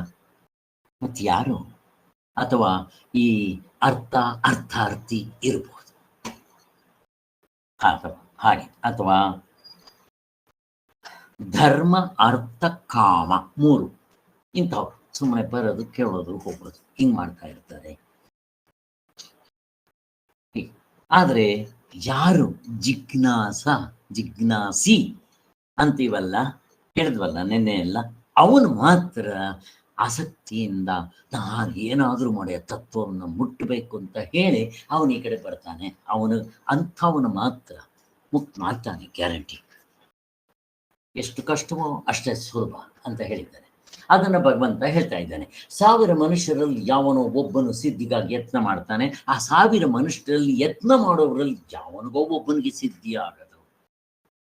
ಅವನು ಮಾತ್ರ ನನ್ನನ್ನು ಸರಿಯಾಗಿ ತಿಳ್ಕೊಂತಾನೆ. ಶಾಸ್ತ್ರದಲ್ಲಿ ಕಶ್ಚಿದ್ದೀರ, ಯಾವನೋ ಒಬ್ಬ, ಅವನೇ ಧೀರ, ವೀರ, ಶೂರ. ನಮ್ಗೆ ಹಿಮಾಲಯ ಪರ್ವತಕ್ಕೆ ಹತ್ತದವನು ಧೀರ ಅನ್ಕೊಂಡ್ಬಿಡ್ತೀವಿ. ಈ ಕಡೆ ಇದರಿಂದ ಆ ಕಡೆ ದೇಶದವರೆಗೂ ಮಧ್ಯದಲ್ಲಿ ಒಂದು ಬ್ರಿಡ್ಜ್ ಗಿಡ್ಜ್ ಏನಿಲ್ಲ, ದಾರ ಕಟ್ಕೊಂಡು ನಡ್ಕೊಂಡು ಹೋಗ್ತಾರೆ. ಅದೆಷ್ಟೋ ಮೈಲಿಗಳು, 1 ಮೈಲಿನೇ ಬಿದ್ರೆ ಆ ದೇಹದ್ದು ಒಂದು ಚರ್ಮ ಸಿಗೋಲ್ಲ ಸ್ವಾಮಿ. ಎಷ್ಟು ಹೈಟ್ ಇರುತ್ತೆ, ನಡ್ಕೊಂಡು ಹೋಗ್ತಾರೆ, ಏನೂ ಇಲ್ಲ ಕೈನಲ್ಲಿ, ಸುಮ್ಮನೆ ಹಗ್ಗದ ಮೇಲೆ ನಡ್ಕೊಂಡು. ಬಾ, ಇದಕ್ಕೆಲ್ಲ ಎಷ್ಟು ಧೈರ್ಯ ಬೇಕು, ಕಿಚ್ಚಬೇಕು, ಅವೆಲ್ಲ ಎಷ್ಟು ಬಲ ಬೇಕು ಭುಜಗಳಲ್ಲಿ. ರಾಜರಿಗಿರುವಂಥ ವೀರತ್ವ, ಧೀರತ್ವ, ಶೂರತ್ವ ಬೇಕು. ನನಗನ್ಸದೇನು ಗೊತ್ತಾ, ಇವ್ರಿಗಿಂತ ಧೈರ್ಯ ಇವ್ರಿಗಿರ್ಬೇಕು. ಹೆಂಗಿದೆ ನಾನು ಅನ್ಕೊಂಡ್ರೆ, ಇವತ್ತು ಯಾವುದು ಧೈರ್ಯ ಅಲ್ಲ, ತೆಗೆದು ಬಿಸಾಕ್ರ. ಇಲ್ಲಿದ್ದಾನೆ ಬಾ ಇನ್ನೊಬ್ಬ ಜಿಜ್ಞಾಸ್, ದೇವರು ಬೇಕು ಅಂತ ತಂದಿದ್ದಾನಲ್ಲ, ಅವನು ಕತ್ತಿಯ ಹಂಚಿನ ಮೇಲೆ ನಡೆದಂಗೆ ಇದು ಇದ್ದಾರೆ. ಅವನು ಧೀರ, ವೀರ, ಶೂರ ನಮ್ಮ ಪ್ರಕಾರ ಅಂತ ಹೇಳೋದು. ಎಷ್ಟು ಜನ ಹತ್ತಿಲ್ಲ ಹಿಮಾಲಯ ಪರ್ವತಕ್ಕೆ? ಎಲ್ಲಿ ಮುಕ್ತರಾದವ್ರನ್ನ ತೋರಿಸು. ಈ ಕೆಳಬೆರಳು ಆಯ್ತು, ಆಮೇಲೆ ರಿಂಗ್ ಬೆರಳಿಗೆ ಬರೋ ಅಷ್ಟೊತ್ತಿಗೆ ನಿಂತೋಗುತ್ತೆ ಅಷ್ಟೇ. 3ನೇ ಅವನು ಹೇಳೋವನಿಲ್ಲ ಅಲ್ಲಿ. ಅಂದ್ರೆ ಅಷ್ಟು ಅಪರೂಪ ಅಂತ ಹೇಳ್ತಾ ಇದ್ದಾರೆ ಇಲ್ಲಿ. ಇನ್ನ ಶಂಕರಾಚಾರ್ಯ ಏನ್ ಭಾಷ್ಯ ಬರೀತಾರೆ ಇದಕ್ಕೆ? ಮನುಷ್ಯರಲ್ಲಿ 1000 ಒಳಗೆ ಎಂದರೆ ಅನೇಕರೊಳಗಡೆ ಯಾವನೋ ಒಬ್ಬನು ಸಿದ್ಧಿಗಾಗಿ ಪ್ರಯತ್ನ ಮಾಡ್ತಾನೆ. ಆ ಸಿದ್ಧಿ ಬೇಕು ಅಂತ ಯತ್ನ ಮಾಡೋರಲ್ಲಿ ಪ್ರಯತ್ನವನ್ನ ಮಾಡಿ ಆ ತತ್ವದಲ್ಲಿ ನಿಲ್ಲವನು ಮತ್ತೆ ಯಾವನೋ ಒಬ್ಬ. ಎಷ್ಟಿದೆ ನೋಡಿ. ಯಾರು ಮೋಕ್ಷಕ್ಕಾಗಿ ಯತ್ನ ಮಾಡ್ತಾ ಇರ್ತಾರೋ ಅವರು ಸಿದ್ಧರೇ ಅಂತ. ಇನ್ನು ಮುಕ್ತನಾಗ್ಲಿಲ್ಲ, ಪ್ರಯತ್ನ ಮಾಡೋರ್ನೇ ಸಿದ್ಧರು ಅಂತ ಅಂದ್ಬಿಟ್ರಿ. ಹೆಂಗಿದೆ ನೋಡ್ರಿ. ಸಿದ್ಧರು ಅಂದ್ರೆ ಏನು? ಜ್ಞಾನನಿಷ್ಠೆಗೆ ತಕ್ಕ ಯೋಗ್ಯತೆಯನ್ನು ಪಡೆದುಕೊಂಡಿರುವವನನ್ನೇ ಇಲ್ಲಿ ಸಿದ್ಧ ಅಂತ ಕರೆದಿದೆ. 6ನೇ ಅಧ್ಯಾಯದಲ್ಲಿ ಒಂದು ಹೇಳಿದ್ರು, ನೆನಪಿದೆಯಾ? ಇದಕ್ಕೆ ಸಂಬಂಧ ಇರೋದು ಯಾರಿಗಾದ್ರೂ ನೆನಪಿದೆಯಾ? ಇದಕ್ಕೆ ಸಂಬಂಧ ಬರುತ್ತೆ 6ನೇ ಅಧ್ಯಾಯದಲ್ಲಿ. ಯೋಗ ಭ್ರಷ್ಟ ಅಂತ ಹೇಳಿದ್ರು, ಅದಕ್ಕೆ ಇದಕ್ಕೆ ಸಂಬಂಧ ಸ್ವಲ್ಪ ಇದೆ. ಯಾರಿಗಾದ್ರೂ ಹೇಳಕ್ ಬರುತ್ತಾ? ಮೊನ್ನೆ ಮುಗಿಸಿದ್ವು 6ನೇ ಅಧ್ಯಾಯ.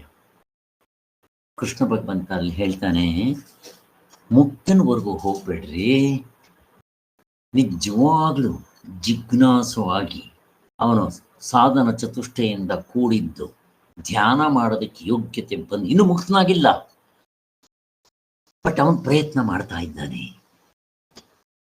ಬೈ ಚಾನ್ಸ್ ಅವನು ಆ ಕಡೆ ಕರ್ಮಯೋಗದಿಂದ ಮಾಡ್ತಾ ಇದ್ದಾನೆ. ಕರ್ಮದ ಫಲಗಳನ್ನ ಅವನು ಕೇಳಲಿಲ್ಲ, ಅದು ಹೋಯ್ತು. ಸುಮ್ಮನೆ ಹೇಳೋದು ಹೊರಗಡೆ ದೃಷ್ಟಿಯಿಂದ, ಅದು ಹೋಯ್ತು. ಇಲ್ಲಿ ತತ್ವದಲ್ಲೂ ನಿಲ್ಲಿಲ್ಲ, ಮಧ್ಯದಲ್ಲಿ ಇನ್ನೇನು ಸತ್ತೋಗೋ ಸಮಯ ಬಂತು, ಸಾಯ್ತಾನೆ. ಈಗ ಇವನ್ ಕಥೆ ಏನು? ತ್ರಿಶಂಕು ಸ್ವರ್ಗನ ಅಂತ ಅರ್ಜುನ ಕೃಷ್ಣನ್ ಕೇಳ್ತಾನೆ. ಆ ಕೃಷ್ಣ ಭಗವಂತ ಹೇಳ್ತಾನೆ, ಒಳ್ಳೆ ಸಂಸ್ಕಾರ ಯಾರು ಯಾವಾಗ ಎಲ್ಲಿ ಬೆಳೆಸ್ಕೊಂಡಿದ್ರು ಕಿಂಚಿತ್ ನಷ್ಟ ಆಗಲ್ಲ, ಯೋಚನೆ ಮಾಡಬೇಡ ಅಂತ ಹೇಳಿ ಇವನಿಗೆ ಇನ್ನು ಮುಕ್ತನೇ ಆಗಿಲ್ಲ. ಆ ಕ್ವಾಲಿಫಿಕೇಶನ್ ಇದೆ, ಯಾವುದೋ ಧರ್ಮ ಜಿಜ್ಞಾಸೆಗೆ ಏನು ಕ್ವಾಲಿಫಿಕೇಶನ್ ಇರಬೇಕು ಅದಿದೆ ಇವನಿಗೆ.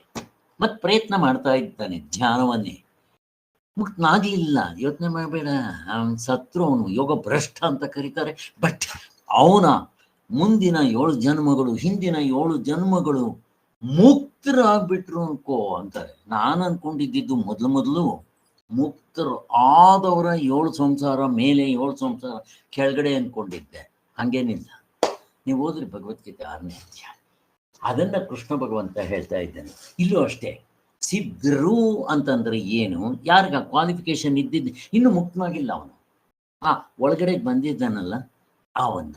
ಈಗ ನಾವು ಡಾಕ್ಟರ್ ಕೋರ್ಸ್ಗೆ ಸೇರಿದ ತಕ್ಷಣ ಇನ್ನೂ 1 ವರ್ಷ 2 ವರ್ಷ ಆಗಿದೆ, ಮನೆಗೆ ಬಂದರೆ ಸಾಕು, ಡಾಕ್ಟರ್ ಬಂದರು ಅಂತ ಇದ್ದಾರೆ. ನಮಗಿನ್ನೂ 6 ವರ್ಷ ಮುಗಿಸಿಲ್ಲ, ಹೌಸ್ಮೆನ್ಶಿಪ್ ಮುಗಿಸಿಲ್ಲ, ನಾನು ಹಾಸ್ಪಿಟಲ್ ವರ್ಕ್ಗೆ ಹೋಗಿಲ್ಲ. ಆ ಕಡೆ ಡಾಕ್ಟರ್ ಬಂದರು ಅಂತಾರಲ್ಲ ಗಮನವಾಗಿ, ಅಂದರೆ ಮುಂದಕ್ಕೆ ಒಂದು ಡಾಕ್ಟರ್ ಆಗೋದು ಗ್ಯಾರಂಟಿ ಅಂತ ಆ ದೃಷ್ಟಿಯಿಂದ ಇಲ್ಲಿ ಹೇಳ್ತಾ ಇದ್ದಾರೆ ಅಂತ ಹೇಳೋದಿಲ್ಲ.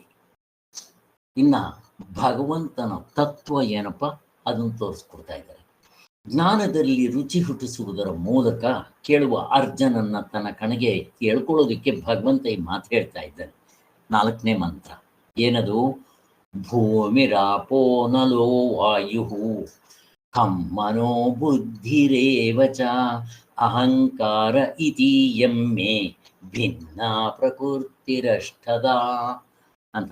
ನಾನು ಶ್ಲೋಕಗಳಲ್ಲಿ ಹೆಚ್ಚು ಕಡಿಮೆ ಹೇಳ್ತೀನಿ. ನನಗೆ ಒಂದು ಶ್ಲೋಕನೂ ಬರಲ್ಲ, ಸಂಸ್ಕೃತ ಬರಲ್ಲ, ನನ್ನ ಮೈಯೆಲ್ಲ ಆಗಿದ್ರೂ ಸಂಸ್ಕೃತ ಒಂದೊಡಲ್ಲ, ಕನ್ನಡ ವರ್ಣನೂ ಇರಲ್ಲ.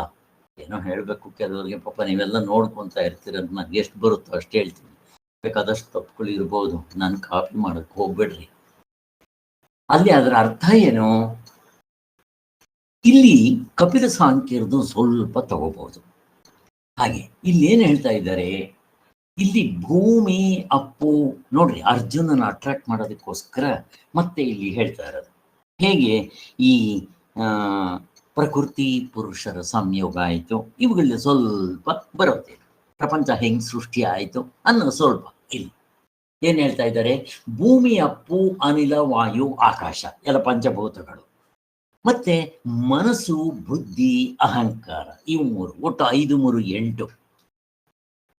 ಹೀಗೆ ಈ ನನ್ನ ಪ್ರಕೃತಿಯು 8 ವಿಧವಾಗಿ ಭಿನ್ನವಾಗಿರುತ್ತೆ ಕಪಿಲ ಸಾಂಖ್ಯರು ಅಂತ ಹೇಳ್ತಾ ಇದ್ದಾರೆ. ಇದು ಮಂತ್ರದಲ್ಲೇ ನಮ್ಗೆ ಅರ್ಥ ಆಗೋಯ್ತು.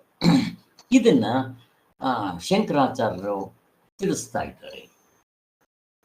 ಭೂಮಿ ಅಂದ್ರೆ ನಮಗೆ ಗೊತ್ತು, ಪೃಥ್ವಿ. ಇಲ್ಲಿ ಆಕ್ಚುಲಿ ಇಲ್ಲಿ ತನ್ಮಾತ್ರೆಗಳು ಅಂತ ಹೇಳ್ತೀವಿ. ಸೊ ನಮ್ಗೆ ಆಕ್ಚುಲಿ ಗೊತ್ತು, ಬೇರೆ ಕಡೆ ಬೇಕಾದಷ್ಟು ವರ್ಣಿಸಿದ್ದೀವಿ, ನಾವು ಹೇಳಿದ್ದೀವಿ. ಇಲ್ಲಿ ಕಪಿಲ ಸಾಂಖ್ಯರದ ಎಷ್ಟು ತಗೋಬೇಕು ಅಷ್ಟು ತಗೊಂಡ್ಬಿಡ್ತಾರೆ ಹಾಗೆ. ಸೊ ಇಲ್ಲಿ ಅವ್ರದ್ದು 8 ಅಂತ ಹೇಳ್ತಾರೆ, ಅದು ಪ್ಲಸ್ ಇನ್ನ 16, ಒಟ್ಟು 24 ತತ್ವಗಳು. 16 ಯಾವುದು? ಈ 8 ಇವು ಗೊತ್ತಾಗೋಯ್ತು. ಇನ್ನು 16 ಯಾವುದು? 5 ಕರ್ಮೇಂದ್ರಿಯಗಳು, 5 ಜ್ಞಾನೇಂದ್ರಿಯಗಳು, 5 ಪ್ರಾಣಗಳು, ಒಟ್ಟು ಎಷ್ಟಾಯ್ತು? 15. ಅಂತಃಕರಣ ಎಲ್ಲ ಸೇರಿ ಒಂದು ಮನಸ್ಸು 16. ಆ 16 ಇದು 8, 24 ತತ್ವಗಳು ಕಪಿಲ ಸಾಂಖ್ಯರು ಹೇಳ್ತಾರೆ. ಕೆಲವರು 24 ಅಂತಾರೆ, ಅವ್ರದೇ ಕೆಲವರು 25 ಅಂತಾರೆ, ಏನೇನೋ ಹೇಳ್ತಾರೆ, ಬಿಟ್ಬಿಡ್ರಿ.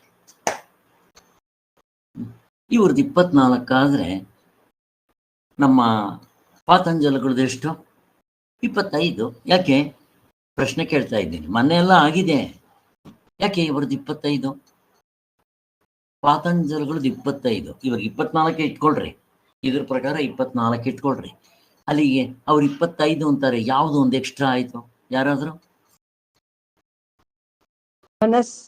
ಸರ್ ಮನಸ್ ಇಲ್ಲ, ಅವ್ರು ಈಶ್ವರನ ಒಪ್ತಾರೆ, ಇವರು ಈಶ್ವರನ ಒಪ್ಪಲ್ಲ. ಅವರು ಈಶ್ವರವಾದಿಗಳು, ಇವರು ನಿರೀಶ್ವರವಾದಿಗಳು, ಇಷ್ಟೇ. ಹೆಂಗಿದೆ ನೋಡ್ರಿ, ಮೊನ್ನೆ ಹೇಳಿದ್ರಲ್ವ, ಬೇಗ ಮರ್ತೋಗ್ತೀವಿ. ಯಾವುದು ಕಾರ್ಯಕ್ಕೆ ಇದು ಹೃದಯದಲ್ಲಿ ಬಂತಲ್ವ, ಅಲ್ಲೇ ಒಬ್ರು 24 ಅಂತ, ಒಬ್ರು 25 ಅಂತ, ಒಬ್ರು 30 ಅಂತ, ಒಬ್ರನ್ನ ಹಿಂಗೆಲ್ಲ ಹೇಳ್ಕೊಂಡ್ ಬಂತಾರಲ್ಲ, ಹಾಗೆ ಅದರಲ್ಲಿ ಹಾಗೆ ನೋಡ್ರಿ, ಅವರೊಬ್ಬರಿಗೆ ಇಬ್ರು ಟ್ವಿನ್ಸು, ಮತ್ತು ಅವರವ್ರಿಗೆ ಹೆಚ್ಚು ಕಡಿಮೆ ಬರೋದು, ಅವರವ್ರಿಗೆ ಹೆಚ್ಚು ಕಡಿಮೆ. ಎಲ್ಲರೂ ವೇದಗಳನ್ನೇ ಆಧಾರ ಇಟ್ಕೊಂತಾರೆ. ಆ ಸೃಷ್ಟಿ ವಿಚಾರದಲ್ಲಿ ಹೆಚ್ಚು ಕಡಿಮೆ, ತತ್ವದ ವಿಚಾರದಲ್ಲಿ ಹೆಚ್ಚು ಕಡಿಮೆ, ಮೋಕ್ಷದ ವಿಚಾರದಲ್ಲಿ ಹೆಚ್ಚು ಕಡಿಮೆ, ಸಾಧನೆ ವಿಚಾರದಲ್ಲಿ ಹೆಚ್ಚು ಕಡಿಮೆ. ಏನ್ ಮಾಡ್ತೀರ ಹಿಂಗೆ? ಅದಕ್ಕೆ ಇವರು ಒಬ್ಬೊಬ್ಬರನ್ನು ಕಿತ್ತಾಡ್ತಾ ಇರ್ತಾರೆ ಅಂತ ಇವತ್ತಿನ ಬೆಳಗಿನ ಪಾಠ. ಇದಕ್ಕೆ ಕನೆಕ್ಷನ್ ಮುಂದಕ್ಕೆ ಬರುತ್ತೆ. ದ್ವೈತಿಗಳು ಯಾರ್ದು ಸರಿ ಇಲ್ಲ, ಮತ್ತೆ ಅವರು ಒಬ್ಬೊಬ್ಬರಿಗೆ ದ್ವೇಷಗಳಾಗಿರ್ತಾರೆ, ಕಿತ್ತಾಡ್ತಾ ಇರ್ತಾರೆ, ನಿನ್ ಸರಿ ಇಲ್ಲ, ಅವ್ರು ಸರಿ ಇಲ್ಲ ಅಂತ. ನಮ್ಮ ಅದ್ವೈತದವ್ರಿಗೆ ಏನೂ ಇಲ್ಲ. ಯಾಕೆ? ನೀವೆಲ್ಲ ನಮ್ಮ ಮಕ್ಕಳೇನಪ್ಪ, ನೀವೆಲ್ಲ ನಮ್ಮ ಮಕ್ಕಳು, ಅದಕ್ಕೆ ನೀವೇನು ಬೇಕಾದ್ರೂ ಕುಸ್ತಿ ಆಡ್ರಿ, ನಾವು ಕೈ ಕಟ್ಕೊಂಡು ನೋಡ್ತಾ ಇರ್ತೀವಿ, ಎಂಜಾಯ್ ಮಾಡ್ತಾ ಇರ್ತೀವಿ ಅಷ್ಟೇ. ಎಂಜಾಯ್ ಇಲ್ಲ, ಒಂಥರ ದುಃಖ ಇರಲಿ, ಹಾಗೆ ಸುಮ್ಮನೆ ಹೇಳೋದು. ಇಲ್ಲಿ ಏನು ಹೇಳ್ತಾ ಇದ್ದಾರೆ, ಇಲ್ಲಿ ಕಪಿಲ ಸಾಂಖ್ಯರು ಹೇಳೋದೇನು ಅಂತಂದ್ರೆ, ನಮ್ಮಲ್ಲಿ ಈ ಕಾರಣ ಅಂತ ಹೇಳ್ತೀವಲ್ಲ, ಫಾರ್ ಎಕ್ಸಾಂಪಲ್ ಗಾರ್ಡನ್ ಇದ್ರೆ ಅಲ್ಲಿ ಏನಾಗಿರುತ್ತೆ, ಅವ್ಯಕ್ತವಾಗಿರುತ್ತೆ ಅಲ್ಲಿ. ಮತ್ತಿನ್ನೇನಾಗಿರುತ್ತೆ ಅಲ್ಲಿ, ಅದನ್ನ ಕಾರಣ ಅಂತೀವಿ, ಮಾಯೆ ಅಂತೀವಿ, ಬೀಜ ಅಂತೀವಿ, ಅದನ್ನು ಪ್ರಾಣ ಅಂತ ಕೂಡ ಕರಿತೀವಿ. ಏನಾದರೂ ಇಟ್ಕೊಳ್ಳಿ, ಪ್ರಾಣ ಅಂತ ಯಾಕೆ ಕರೆದ್ರು? ಕಾರ್ಖಾನೆಯಲ್ಲಿ ಇದ್ರ ಬಗ್ಗೆ ಹೇಳಿದ್ದಾರೆ, ಹೃದಯದಲ್ಲಿ ಪ್ರತಿಯೊಬ್ಬ ಮನುಷ್ಯನಿಗೂ ಪ್ರಾಣ ಹೇಗೆ ಮುಖ್ಯವೋ ಹಾಗೆ ಈ ಕಾರಣ ಅನ್ನೋದಿರುತ್ತಲ್ಲ ಪ್ರಪಂಚಕ್ಕೆ, ಅದಕ್ಕೂ ಪ್ರಾಣ ಅಂತ ಹೇಳ್ತಾ ಇದ್ದಾರೆ ಅಷ್ಟೇ, ಇನ್ನೇನಿಲ್ಲ. ಆ ರಿಸಂಬಲೆನ್ಸ್ ಅಂತ ಹೇಳ್ತಾರೆ, ಏನಾದರೂ ಇಟ್ಕೊಳ್ಳಿ. ಅಲ್ಲಿಗೆ ನಮ್ಗಿದು ಗೊತ್ತಿದೆ, ಗಾಢನಿದ್ರೆಯಲ್ಲಿ ಅದು ಇದೆ, ಅದನ್ನು ಅವ್ಯಕ್ತ ಅಂತ ಕರೀತಾರೆ ಎಲ್ಲ. ಕಪಿಲ ಸಾಂಖ್ಯರು ಏನ್ ಕರೀತಾರೆ, ಅದನ್ನು ಅವ್ಯಕ್ತ ಅಂತ ಕರೀತಾರೆ ಅವರು, ಬಟ್ ಅವ್ರದ್ದು ಬೇರೆ, ನಮ್ಮರ್ಥ ಅಲ್ಲ. ವೇದಾಂತದ ಪ್ರಕಾರ ಹೀಗೆ ಅವರು ಅವ್ಯಕ್ತ ಅಂತ ಕರೀತಾರೆ. ಯಾವುದಕ್ಕೆ? ಪ್ರಧಾನಕ್ಕೆ. ಪ್ರಧಾನ ಸೃಷ್ಟಿ ಆಗಕ್ ಮೊದಲು ಅವ್ಯಕ್ತವಾಗಿರುತ್ತೆ. ಮತ್ತಿನ್ನೊಂದು, ಈ ಪ್ರಳಯ ಯಾಕಾಯ್ತು ಅಂತಂದಾಗ, ಈಗ ಪ್ರಳಯ ಆಗ್ಬಿಟ್ಟಿದೆ, ಸೃಷ್ಟಿ ಆಗ್ಬೇಕು. ಸೃಷ್ಟಿ ಆಗ್ಬೇಕಾದ್ರೆ ಏನಾಗ್ಬೇಕು? ಮತ್ತೆ ಇವೆಲ್ಲ ಏರುಪೇರಾಗಬೇಕು. ಯಾವುದು? ಈ ಪ್ರಕೃತಿ ಅಂತ ಅನ್ನೋದು 3 ಗುಣಗಳಿಂದ ಕೂಡಿರುತ್ತಂತೆ. ಯಾವುದು? ಸತ್ವ ರಜಸ್ತಮ ಗುಣಗಳು. ಇವು ಏರುಪೇರು ಆದಾಗ ಸೃಷ್ಟಿ ಆಗತ್ತಂತೆ, ಅದು ಸಮವಾದಾಗ ಮತ್ತೆ ಪ್ರಳಯ ಆಗುತ್ತೆ ಅಂತ ಹಿಂಗೇನೇನೋ ಹೇಳ್ತಾರೆ. ಏನಾದರೂ ಹೇಳ್ಕೊಳ್ಳಿ. ಒಟ್ಟಿನಲ್ಲಿ ಆ ಅವ್ಯಕ್ತ ಅಂತಂದ್ರೆ ಅವ್ರ ಪ್ರಕಾರ ಪ್ರಧಾನದಿಂದ ಸೃಷ್ಟಿ ಆಯಿತು ಅಂತ. ಮೊದಲು ಅದು ಅವ್ಯಕ್ತವಾಗಿರುತ್ತೆ, ಬೀಜ ರೂಪದಲ್ಲಿರುತ್ತೆ. ಅವರೇನು ಗಾಢನಿದ್ರೆ ಇವೇನು ಹೇಳಲ್ಲ, ಇರುತ್ತದು ಎಲ್ಲಿ? ಪ್ರಳಯ ಆದಾಗ. ಮತ್ತೆ ಸೃಷ್ಟಿ ಆದಾಗ ಏನಾಗುತ್ತವು? ಆ ಪ್ರಧಾನ ಪ್ರಕೃತಿ, ಅಲ್ಲಿ ಪ್ರಕೃತಿ ವಿಕೃತಿ ಅಂತೆಲ್ಲ ಹೇಳ್ತಾರೆ, ಅದು ಪ್ರಕೃತಿಯಾಗಿ ಪರಿಣಾಮವಾಗುತ್ತೆ, ಬದಲಾವಣೆ ಆಗುತ್ತಂತೆ. ನಾನು ಚಿನ್ನ ಕೊಟ್ರೆ ಒಂದು ತಟ್ಟಿ ಇದು ಮಾಡ್ತಾರನಲ್ಲ ಒಡವೆಗಳು, ಹಂಗ್ ಮಾಡ್ತಾರಂತೆ. ಪ್ರಧಾನ ಪರಿವರ್ತನೆಯಾಗಿ. ನಮ್ಮ ವೇದಾಂತದಲ್ಲಿ ಏನು ಹೇಳುತ್ತೆ? ಪ್ರಶ್ನೆ ಕೇಳ್ತಾ ಇದ್ದೀನಿ. ಆತ್ಮನಿಂದ ಸೃಷ್ಟಿ ಆಗುತ್ತೆ. ಹೇಗೆ? ಇದಕ್ಕೆ ಹೋಲಿಸ್ಕೊಳ್ಳೋದಕ್ಕೆ ನಮ್ಗೆ ಅಲ್ಲಲ್ಲೇ ಅರ್ಥ ಆಗ್ಲಿ ಅಂತ ಅಷ್ಟೇ. ನಮ್ಮ ವೇದಾಂತದಲ್ಲಿ ಹೆಂಗೆ ಹೇಳ್ತಾ, ಸೃಷ್ಟಿ ವಿಚಾರ ಬಂದಾಗ ಈಗ ಅವ್ಯಕ್ತ ರೂಪದಲ್ಲಿ ಇದೆ, ಏನಾಗುತ್ತೆ? ಯಾರಾದರೂ ಹೇಳಮ್ಮ ಪ್ರತಿಭಾ, ಏನೋ ಹೇಳ್ತಾ ಇದ್ದೀರಾ? ಅದೇ ಸೃಷ್ಟಿ ಆದಂಗೆ ತೋರುತ್ತೆ, ಆದ್ರೆ ಮಾಯಾ ಸತ್ಕಾರ್ಯವಾದ ಅಂತ ನಮ್ದು ಹೇಳ್ತೀವಿ. ಅಷ್ಟೇ. ಪರಮಾತ್ಮನೇ ಹೀಗೆ ತೋರ್ತಾ ಇದ್ದಾನೆ, ಮುಗ್ದೋಯ್ತು. ಎರಡಿಲ್ಲ. ಹಗ್ಗವೇ ಹಾವಾಗಿ ತೋರ್ತಾ ಇದೆ, ಚಿನ್ನವೇ ಒಡವೆಗಳಾಗಿ ತೋರ್ತಾ ಇದೆ, ಮಣ್ಣೆ ಮಡಿಕೆ ಕುಡಿಕೆಯಾಗಿ ತೋರ್ತಾ ಇದೆ. ಅವ್ರೇನ್ ಹೇಳ್ತಾರೆ ಅಂದ್ರೆ ಪರಿವರ್ತನೆ ಆಯ್ತು, ಬದಲಾವಣೆ ಆಗ್ಬೇಕಂತೆ. ಈಗ ನಾನು ಚಿನ್ನ ಕೊಟ್ರೆ ಆಚಾರ್ಯ ಅದನ್ನ ತಟ್ಟಿ ತಟ್ಟಿ ತಟ್ಟಿ ತಟ್ಟಿ ಅದನ್ನ ಬದಲಾವಣೆ ಪರಿವರ್ತನೆ ಮಾಡ್ತಾನೆ. ಅವ್ರು ಹಂಗೆ ಹೇಳ್ತಾರೆ. ಎಷ್ಟು ವ್ಯತ್ಯಾಸ ಇದೆ ನೋಡ್ರಿ. ಹೆಸರುಗಳು ಸ್ವಲ್ಪ ಒಂದೇ ತರ ಇರುತ್ತೆ, ನಾವು ಹಿಂಗೆ ಅರ್ಥ ಮಾಡ್ಕೋಬೇಕು. ಅದಕ್ಕೋಸ್ಕರ ನಮ್ಮ ಕಾಲೇಜಲ್ಲೂ ಹೇಳಮ್ಮ. ನಮ್ಮ ಕಾಲೇಜಲ್ಲಿ ಆದ್ರೆ ವೇದಾಂತ ಏನ್ ಹೇಳುತ್ತೆ ಅಂದ್ರೆ ಅವ್ರು ಬೇರೆನೆ ಹೇಳ್ಕೊಡ್ತಾರೆ. ಪ್ರಾತಿಭಾಸಿಕ ರಜತ ಉತ್ಪತ್ತಿ ಆದಂಗೆ ಇದು ಸೃಷ್ಟಿ ಪ್ರಪಂಚ ಉತ್ಪತ್ತಿ ಆಗುತ್ತೆ ಅಂತ ಹೇಳ್ಕೊಟ್ಬಿಡ್ತಾರೆ ಸರ್. ಆದ್ರೆ ವೇದಾಂತದಲ್ಲಿ ಏನ್ ಹೇಳ್ತಾರೆ ಅಂತ ಒಂದು ಪ್ರಶ್ನೆ ಹಾಕ್ಬೇಕು. ಅದೇ ವೇದಾಂತದಲ್ಲಿ ಹಿಂಗೆ ಹೇಳೋದು ಅಂತ ಹೇಳ್ಕೊಡ್ತಾರೆ ಅವರು.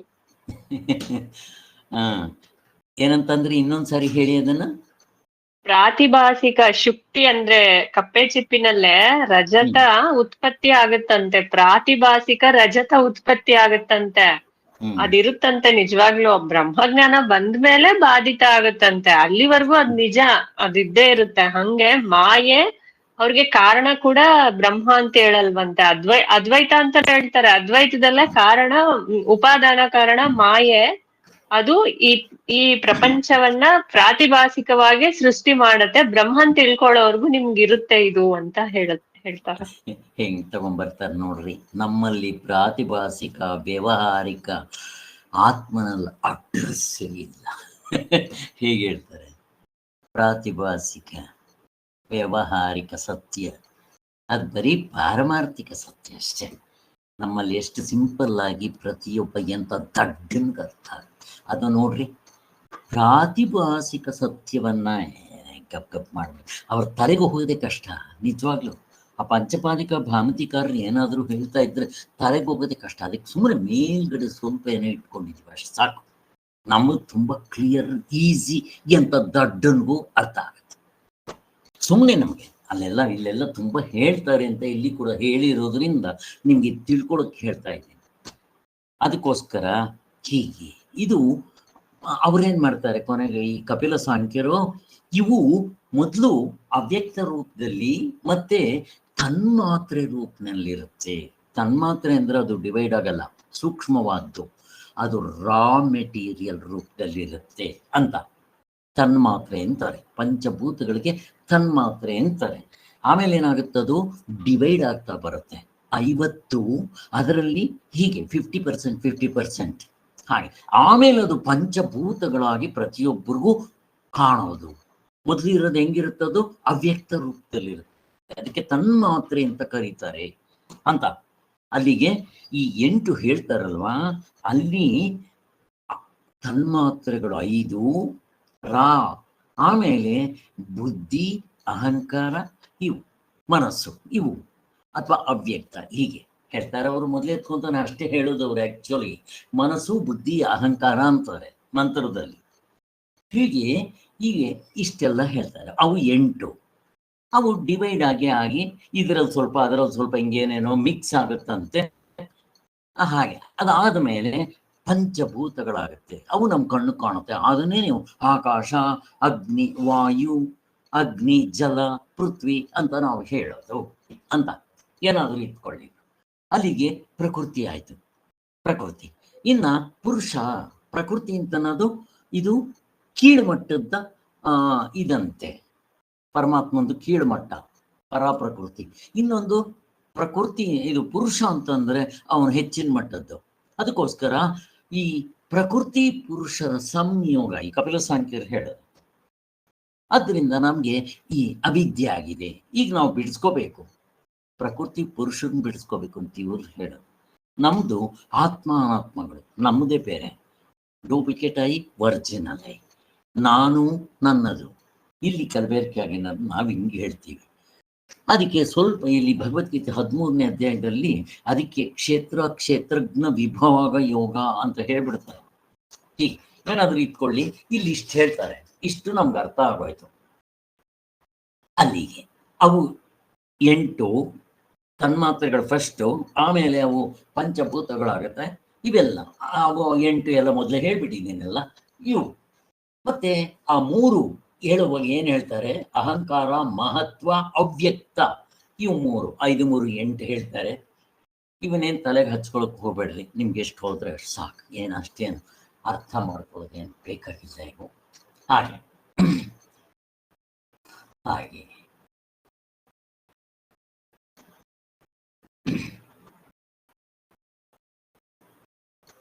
ಹಾಗೆ ಸೊ ಅಲ್ಲಿಗೇನಾಯ್ತು? ಇದು ಯಾವುದಿದು ಅವ್ಯಕ್ತ ಅಂತಂದ್ರೆ ಅದಕ್ಕೆ ಸ್ವಾಮಿಗಳು ಟಿಕ್ ನೋಟ್ ಬರೀತಾರೆ, ಜಗತ್ತಿನ ಮೂಲ ಕಾರಣ, ಪ್ರಧಾನ ಅಂತಾರೆ ಅವರು, ಅದರ ಮೂಲ ಕಾರಣ ಅಂತಾರೆ. ನಮ್ಮಲ್ಲಿ ಅವ್ಯಕ್ತ ಅಂದ್ರೆ ಅದು ಬೀಜ ರೂಪದಲ್ಲಿರುತ್ತೆ. ಅದಿನ್ನು ಸೃಷ್ಟಿ ಮೊದಲು ಬೀಜ ರೂಪದಲ್ಲಿರುತ್ತೆ, ಆಮೇಲೆ ಅದೇ ಈ ಕಾರ್ಯರೂಪವಾಗಿ ತೋರ್ತಾ ಇದೆ ಪ್ರಪಂಚವಾಗಿ ಅಂತ ನಾವು ಹೇಳ್ತೀವಿ. ಹೀಗೆ ಇವರು ಅವ್ಯಕ್ತ ಅಂದ್ರೆ ಪ್ರಧಾನ ಅಂತ ಹೇಳಿ ಏನೇನೋ ಹೇಳ್ಕೊತಾರೆ. ವ್ಯತ್ಯಾಸ ಸುಮ್ಮನೆ ಅಷ್ಟು ತಿಳ್ಕೊಂಡ್ರೆ ಸಾಕು, ನಾವು ಮೇಲ್ಮೇಲೆ ತಿಳ್ಕೊಂಡ್ರೆ ಸಾಕು, ಏನು ಡೀಪಾಗಿ ಏನು ಹೋಗೋದು ಬೇಕಾಗಿಲ್ಲ. ಇಷ್ಟು ತಿಳ್ಕೊಟ್ರಿ, ಓಕೆ. ನೆಕ್ಸ್ಟ್ ಇನ್ನೇನು ಆಗೋಯ್ತು. ಹೇಗೆ ವಿಷವು ಬೆರೆತಿರುವ ಅನ್ನವನ್ನ ವಿಷ ಎನ್ನುವರೋ, ಹೀಗೆಯೇ ಅಹಂಕಾರ ವಾಸನೆಯಿಂದ ಕೂಡಿರುವ ಅವ್ಯಕ್ತವನ್ನ ಅಹಂಕಾರ ಎಂದು ಇಲ್ಲಿ ಕರೆದಿದೆ. ಹಾಗೆ ಅಹಂಕಾರ ಅಂತ ನಮಗೆ ಗೊತ್ತು. ಅಹಂಕಾರ ಅಂದ್ರೆ ಯಾವುದಕ್ಕೆ ಹೇಳ್ತೀವಿ ಅಂತ, ಅನಾತ್ಮವಾದ ನಾನು ಅಂತ ಹೇಳ್ತೀವಿ ನಾವು. ಹೀಗೆ ಏನಾದರೂ ಇಟ್ಕೊಳ್ಳಿ, ಅಹಂಕಾರವೇ ಅಲ್ಲವೇ ಎಲ್ಲಕ್ಕೂ ಪ್ರವೃತ್ತಿಗೆ ಕಾರಣವೆಂದು. ನಮ್ಮಲ್ಲೂ ಅಷ್ಟೇ ಅಹಂಕಾರ, ನಾನು ಪ್ರಮಾತೃ ಅಂತ ನಾವು ಹೇಳ್ತೀವಲ್ಲ ಅದು. ಹೀಗೆ ನನ್ನ ಪ್ರಕೃತಿಯು ಈಶ್ವರನಾದ ನನ್ನ ಮಾಯೆಯು ಶಕ್ತಿಯು 8 ಬಗೆಯಾಗಿ ಬೇರ್ಪಟ್ಟಿರುವುದು. ಹೇಳಿದ್ವಲ್ಲ 8 ಅವೇ ಅಂತ ಹೇಳ್ತಾರೆ. ಅಷ್ಟು ಸಾಕು ಬಿಡ್ರಿ, ಬೇರೆ ಕಡೆ ಸ್ವಾಮಿಗಳು ಎಲ್ಲ ಹೇಳಿದ್ದಾರೆ, ಅಲ್ಲಲ್ಲಿ ನಾವು ತಿಳ್ಕೊಂಡಿದ್ರೆ ಅಷ್ಟು ಸಾಕು ಸುಮ್ಮನೆ. 5ನೇ ಮಂತ್ರ, ಅಪರೇಯಮಿತ ಸ್ವಾನ್ಯಾಂ ಪ್ರಕೃತಿಂ ವಿದ್ಧಿ ಮೇ ಪರಾಂ ಜೀವಭೂತಾಂ ಮಹಾಬಾಹೋ ಯೇ ಯೇಧಂ ಧಾರ್ಯತೆ ಜಗತ್. 5ನೇ ಮಂತ್ರ ಇದು ನೋಡಿ ಹೇಳ್ತಾ ಇದ್ದಾರೆ. ಇದು ಕೀಳು ಪ್ರಕೃತಿ. ಯಾವುದು?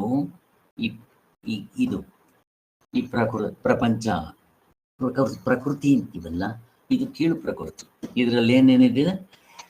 ಅವಸ್ಥೆ ಒಳಗಡೆ ಇರೋ ಅರ್ಧ ಡಜನ್ ನಾವು ಅರ್ಥ ಮಾಡ್ಕೋಬೇಕು ಅಂತಂದ್ರೆ ಇದು ಕೀಳು ಪ್ರಕೃತಿ. ಪರ ಪ್ರಕೃತಿ ಯಾವುದು? ಕ್ಷೇತ್ರಜ್ಞ ಅವನು. ಅದಕ್ಕೆ ಕ್ಷೇತ್ರಜ್ಞ. ಕ್ಷೇತ್ರ ಅಂತಂದ್ರೆ ಇದು ಅನಾತ್ಮ. ನಮ್ಮ ವೇದಾಂತದಲ್ಲಿ ಅರ್ಥ ಮಾಡೋದು ಕ್ಷೇತ್ರ ಅಂದ್ರೆ ಅನಾತ್ಮ, ಜ್ಞ ಸ್ವರೂಪ ಅವನು, ಜ್ಞ. ಆದ್ದರಿಂದ ಅವನು ಆತ್ಮಸ್ವರೂಪ. ಇಲ್ಲಿ ನಾವು ಆ ಥರ ಹೇಳ್ತೀವಿ ವೇದಾಂತದಲ್ಲಿ. ಆತ್ಮ ಅನಾತ್ಮಗಳ ಕಲಬೆರಕೆ ನಾವು ಬಿಡಿಸ್ಕೋಬೇಕು. ಒಂದೊಂದು ಕಡೆ ಒಂದೊಂದು ಹೇಳಿರ್ತಾರೆ, ಅಲ್ಲಿ ನಮ್ಗೆ ಚೆನ್ನಾಗಿ ಗೊತ್ತಾಗಿದೆ. ಅಲ್ಲಿ 2ನೇ ಅಧ್ಯಾಯದಲ್ಲಿ ಬೇರೆ ತರ ಹೇಳಿದ್ರು, ಇಲ್ಲಿ 13ನೇ ಅಧ್ಯಾಯದಲ್ಲಿ ಆ ಥರ ಕ್ಷೇತ್ರಜ್ಞ ವಿಭೋಗ ಯೋಗ ಅಂತಾನೆ ಹೆಸರು ಕೊಟ್ಬಿಟ್ಟಿದ್ದಾರೆ. ಇದು ಕೀಳು ಪ್ರಕೃತಿ. ಕೀಳು ಪ್ರಕೃತಿ ಅಂತ ಯಾವ್ದಕ್ಕೆ ಹೇಳಿದ್ರು? ಮೊದಲು ಅದು ಪ್ರಧಾನವಾಗಿ ಇರುತ್ತಲ್ವಾ, ಅದು ಈ ಪ್ರಪಂಚವಾಗಿ ತೋರ್ಕೊಳ್ಳುತ್ತಲ್ಲ, ಇದೆಲ್ಲ ಕೀಳು ಪ್ರಕೃತಿ ಅಂತೆ. ಇದಕ್ಕಿಂತ ಬೇರೆಯಾಗಿರುವ ನನ್ನ ಹೆಚ್ಚಿನ ಪ್ರಕೃತಿ ಒಂದು ಇದೆಯಲ್ಲ, ಅದು ಯಾವುದದು? ಜಗತ್ತನ್ನ ಧರಿಸಿರೋದೇ ಅದು ಕಾರಣ. ಅಂದ್ರೆ ಅದೇ ಇದಕ್ಕೆಲ್ಲ ಅಸ್ತಿತ್ವ, ಆಧಾರ ಅಂತ ಹೇಳ್ತಾನೆ. ಅದನ್ನ ಪ್ರಕೃತಿ ಸಾರಿ ಏನಂತಾರೆ, ಅದ ಕ್ಷೇತ್ರಜ್ಞ ಅಂತ ಹೇಳ್ತಾರೆ. ಹಾಗೆ ಶಂಕರಾಚಾರ್ಯ ಏನರ್ಥ ಬರೀತಾರೆ ಇದಕ್ಕೆ?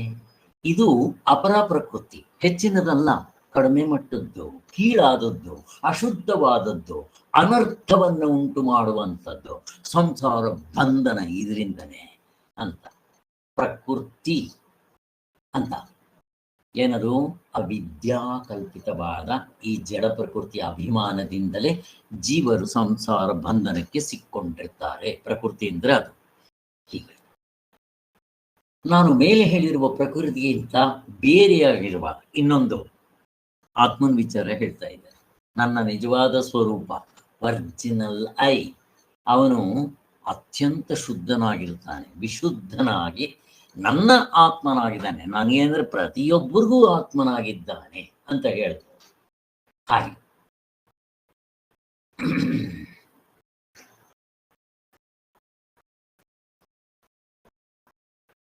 ಹಾಗಿರ್ತಾನೆ. ಪರ ಪ್ರಕೃತಿ, ಹೆಚ್ಚಿನ ಪ್ರಕೃತಿ, ಜೀವವಾಗಿರುವ ಅಂತ ಅದು ನೋಡಿ, ಕ್ಷೇತ್ರಜ್ಞ ಸ್ವರೂಪವಾಗಿರುವ ಅವನು ಹೆಚ್ಚಿನ ಪ್ರಕೃತಿ ಆ ಥರ. ಮತ್ತೆ ಇಲ್ಲಿ ಪರಮಾತ್ಮನ ಸೃಷ್ಟಿ ಮಾಡಿ ಅದರ ಒಳಗಡೆ ಪ್ರವೇಶ ಆದ ಅಂತಾರೆ, ಅವನ್ನ ಜೀವ ಜೀವಪ್ಪ ಅಂತಾರೆ.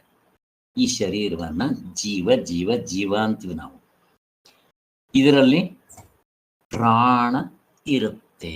ಪ್ರಾಣವನ್ನ ಧರಿಸಿದವನು ಜೀವ ಜೀವಪ್ಪ ಅಂತ ಕರಿತೀವಲ್ಲ, ಹಾಗೆ. ಅದಕ್ಕೋಸ್ಕರ ಇಷ್ಟು ಹೇಳಿದೆ. ಆದ್ದರಿಂದ ಈ ಕೀಳಾದ ಪ್ರಕೃತಿ ಅಂತ ಇದೆಯಲ್ಲ, ಇದು ಕಾರ್ಯ ಆದ್ರೆ ಅದೇನು ಕಾರಣ, ಅದರಿಂದಲೇ ಇದಕ್ಕೆ ಅಸ್ತಿತ್ವ. ಅದು ಕಾಣದೇ ಇರ್ಬೋದು, ಇದು ಕಾಣ್ತಾ ಇರ್ಬೋದು, ಬೇರ್ ಕಾಣೋದಿಲ್ಲ. ಮರ, ಕೊಂಬೆ, ರೆಂಬೆ, ಹೂವು, ಹಣ್ಣು ಎಲ್ಲ ಕಾಣುತ್ತೆ. ಹಾಗೆ ಬಿಲ್ಡಿಂಗ್ ಕಾಣುತ್ತೆ ಮೇಲ್ಗಡೆ, ಅದರ ತಳಹದಿ ಬೇಸ್ಮೆಂಟ್ ಕಾಣೋದಿಲ್ಲ.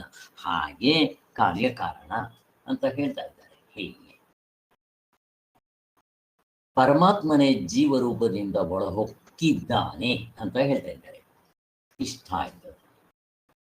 ಇನ್ನ 6ನೇ ಮಂತ್ರ. 6ನೇ ಮಂತ್ರದಲ್ಲಿ ಏನ್ ಹೇಳ್ತಾರೆ? ಏತದ್ಯೋನೀನಿ ಭೂತಾನಿ ಸರ್ವಾಣಿ ತುಪುವರಾಗ್ ಪದಾರಯ ಅಹಂ ಕೃಷ್ಣಸ್ಯ ಜಗತಃ ಪ್ರಭುವಃ ಪ್ರಳಯಸ್ತತಾ. ಸರ್ವಭೂತಗಳಿಗೂ ಇವುಗಳಿಂದ ಉಂಟಾಗುವೆವೆಂದು ನಿಶ್ಚಯಿಸು. ಯಾರಿಂದ? ನಮ್ಮಪ್ಪ ಆತ್ಮ ಇದ್ದಾನಲ್ಲ, ಗಾಢನಿದ್ರೆಯಲ್ಲಿರೋ ಅನುಭವ, ಅವನಿಂದಲೇ ಈ ಜಗತ್ ಅಂದ್ರೆ ಕಾರ್ಯ ಅಂತೀವಲ್ಲ, ನಮ್ಗೆ ಕಾಣಿಸ್ತಾ ಇದೆಯಲ್ಲ ದೃಶ್ಯ ಪ್ರಪಂಚ ಅಂತೀವಲ್ಲ, ಅವಸ್ಥೆ ಒಳಗಡೆ ಇರೋ ಅರ್ಧ ಡಜನ್ ಮುಗಿದೋಯ್ತು. ಅವನು ಉಂಟಾಗಿದ್ದಾನೆ ಅಂತ ನಿಶ್ಚಯ ಮಾಡ್ಕೋ. ಮತ್ತೆ ಅದಕ್ಕೋಸ್ಕರ ಈ ಕಾರ್ಯವಾಗಿ ಏನ್ ತೋರ್ತಾ ಇದೆಯೋ ಇದು ಅನಾತ್ಮ, ಕೀಳಾದ ಪ್ರಕೃತಿ. ಇದಕ್ಕೆ ಆಧಾರ ನಾನೇ, ನನ್ನಿಂದಲೇ ಇದು ತೋರ್ಕೊಂತ ಇರೋದು, ನನ್ನಿಂದಲೇ ಇದು ಹುಟ್ಟಿರೋದು ಅನ್ಕೋ. ಆದ್ದರಿಂದ ನಾನು ಪ್ರಭು, ಇದಕ್ಕೆಲ್ಲ ಆಧಾರವಾಗಿರ್ತೀನಿ ಅಂತ ಮಂತ್ರದ ಅರ್ಥ. ಶಂಕರಾಚಾರ್ಯ ಏನ್ ಬರೀತಾರೆ? ಸರ್ವಭೂತಗಳು ಏತದ್ ಯೋನಿಗಳು, ಅಂದ್ರೆ ಈ ಕ್ಷೇತ್ರಜ್ಞ ರೂಪವಾಗಿರುವ ಪ್ರಕೃತಿಗಳು ಭೂತಗಳಿಗೆ ಯೋನಿಯಾಗಿರುವುದರಿಂದ. 7ನೇ ಮಂತ್ರದಲ್ಲಿ ಮಾಂಡಿಕ್ಯ ಉಪನಿಷತ್ನಲ್ಲಿ ಭಗವಂತನ ಏನು ಹೇಳ್ತಾನೆ? ಸರ್ವೇಶ್ವರ, ಸರ್ವಜ್ಞ, ಮತ್ತೆ ಯೋನಿ, ನಾನೇ ನನ್ನ ಗರ್ಭದಿಂದನೇ ಇವರೆಲ್ಲ ಹುಟ್ಟಿರೋದು ಅನ್ನೋದು ಕೂಡ ಭಗವಂತ ಅಲ್ಲಿ ಹೇಳಿರ್ತಾನೆ. ಹಾಗೆ ಸೃಷ್ಟಿ ವಿಚಾರ ಹೇಳೋದಕ್ಕೋಸ್ಕರ ಅಷ್ಟೇ, ನಿಜವಾಗ್ಲೂ ಹುಟ್ಟಿದ್ದಾನೆ ಅಂದ್ರೆ ಹಾಗೇನಲ್ಲ, ಹೇಳಿದ್ನಲ್ಲ ಹಾಗೆ. ಪರಮಾತ್ಮನೇ ಹೀಗೆ ತೋರ್ಕೊಳ್ತಾ ಇದ್ದಾನೆ ಅಷ್ಟೇ ಅಂತ. ಆದ್ದರಿಂದ ನಾನು ಇಡೀ ಜಗತ್ತಿಗೆ ಪ್ರಭು, ನಾನೇ ಒಡೆಯ ಅಂತ. ಮತ್ತೆ ಈ ಸೃಷ್ಟಿ ಸ್ಥಿತಿ ಲಯ ಅಂತ ಏನಿದೆಯೋ ಇದಕ್ಕೆಲ್ಲ ನಾನೇ ಅಸ್ತಿತ್ವ, ಕಾರಣ. ಸೃಷ್ಟಿಯಾಗದು ನನ್ನಿಂದಲೇ, ಸ್ಥಿತಿ ನನ್ನಿಂದಲೇ, ಮತ್ತೆ ಅದು ಪ್ರಳಯ ಆದರೆ ನನ್ನಲ್ಲೇ ಇರಬೇಕು ಅಂತ. ಅದಕ್ಕೆ ಕೆಲವು ಸಬಾರ್ಡಿನೇಟ್ಸ್, ಕೆಲವರಿಗೆ ಆ ಪೋರ್ಟ್ಫೋಲಿಯೋ ಕೊಟ್ಟಿದ್ದೀನಿ. ಯಾರಿಗೆ? ಬ್ರಹ್ಮ, ವಿಷ್ಣು, ಮಹೇಶ್ವರ, ಇವರನ್ನ ಸೃಷ್ಟಿ ಸ್ಥಿತಿ ಲಯ ಅಂತ ಕರಿತೀವಿ ಅಷ್ಟೇ ಅಂತ. ಆದ್ದರಿಂದ ಈ 2 ಪ್ರಕೃತಿಗಳ ಮೂಲವಾಗಿ ಸರ್ವಜ್ಞನಾದ ಈಶ್ವರನಾದ ನಾನು ಜಗತ್ತಿಗೆ ಕಾರಣನು, ನಾನೇ ಇದಕ್ಕೆಲ್ಲ. ಯಾವುದು? ಸೃಷ್ಟಿ ಸ್ಥಿತಿ ಲಯ, ಗೌಡಪಾದ ಕಾರಿಕೆಯಲ್ಲಿ ನೋಡ್ತಾ ಇದ್ದೀವಲ್ಲ ಅದು. ಇನ್ನೊಂದು ಯಾವುದು? ಈ ಸೃಷ್ಟಿ ಮತ್ತೆ ಸಾವು. ಈ ಸೃಷ್ಟಿ, ನಾನು ಹುಟ್ಟಿದ್ದೀನಿ, ಹುಟ್ಟಿದ ಮೇಲೆ 6 ಬದಲಾವಣೆಗಳಾಗುತ್ತೆ, ಒಂದಿನ ಸಾಯ್ತೀನಿ. ಈ ಸೈಕಲ್ಗೂ ನಾನೇ ಕಾರಣ, 2ಕ್ಕೂ. ಹೀಗೆ ಎಲ್ಲದಕ್ಕೂ ನಾನೊಬ್ಬಂದಲ್ಲ, ಆಧ್ಯಾತ್ಮಿಕ, ಆದಿಭೌತಿಕ, ಆದಿದೈವಿಕ, ಇದೇ ಥರ ಎಲ್ಲದಕ್ಕೂ ಹೋಲ್ಸೇಲ್ ಆಗಿ ಹೇಳಬೇಕು ಅಂದರೆ ಸೃಷ್ಟಿ ಸ್ಥಿತಿ ಲಯ ಎಲ್ಲ ಒಟ್ಟಿಗೆ ತಗೊಂಡ್ಬರ್ಬೇಕು ಅಂತ ಗೊತ್ತಾಯ್ತು. ಇನ್ನು 7ನೇ ಮಂತ್ರ, ಮತ್ತಃ ಪರತರಂ ನಾನ್ಯತ್ ಕಿಂಚಿದಸ್ತಿ ಧನಂಜಯ ಮಯಿ ಸರ್ವಮಿದಂ ಪ್ರೋತಂ ಸೂತ್ರೇ ಸೂತ್ರೇ ಮಣಿಗಾಣ ಇವ ಅಂತ. ನನಗಿಂತ ಇನ್ನು ಹೆಚ್ಚಿನ ಮತ್ತೊಂದು ಯಾವುದೂ ಇರೋದಿಲ್ಲ. ಯಾವುದು ನನಗಿಂತ ಅಂದರೆ ಗಾಢನಿದ್ರೆ ಅನುಭವ ಇದೆ ನೋಡ್ರಿ, ಅದನ್ನು ಬಿಟ್ಟರೆ ಇನ್ನೊಂದು ಮತ್ತೊಂದಿಲ್ಲ. ಕೆಲವ್ರು ಹಂಗೆ ಹೇಳೋರು ಇದ್ದಾರೆ, ಎಲ್ಲದಕ್ಕೂ ಕಾರಣ ಕೇಳೋರು. ಸ್ವಾಮಿ ಅದಕ್ಕೆ ಇನ್ನೊಂದು ಕಾರಣ ಏನು, ಅದಕ್ಕಿಂತ ಹಿಂದಿಂದ ಇನ್ನೇನು ಅಂತ ಹಿಂಗೆ ಕೇಳ್ಕೊಂಡು ಹೋಗ್ತಾ ಇರ್ತಾರೆ. ಅನವಸ್ಥಾ ದೋಷ ಬರುತ್ತೆ, ಅದಕ್ಕಿಂತ ಮತ್ತೊಂದಿಲ್ಲ.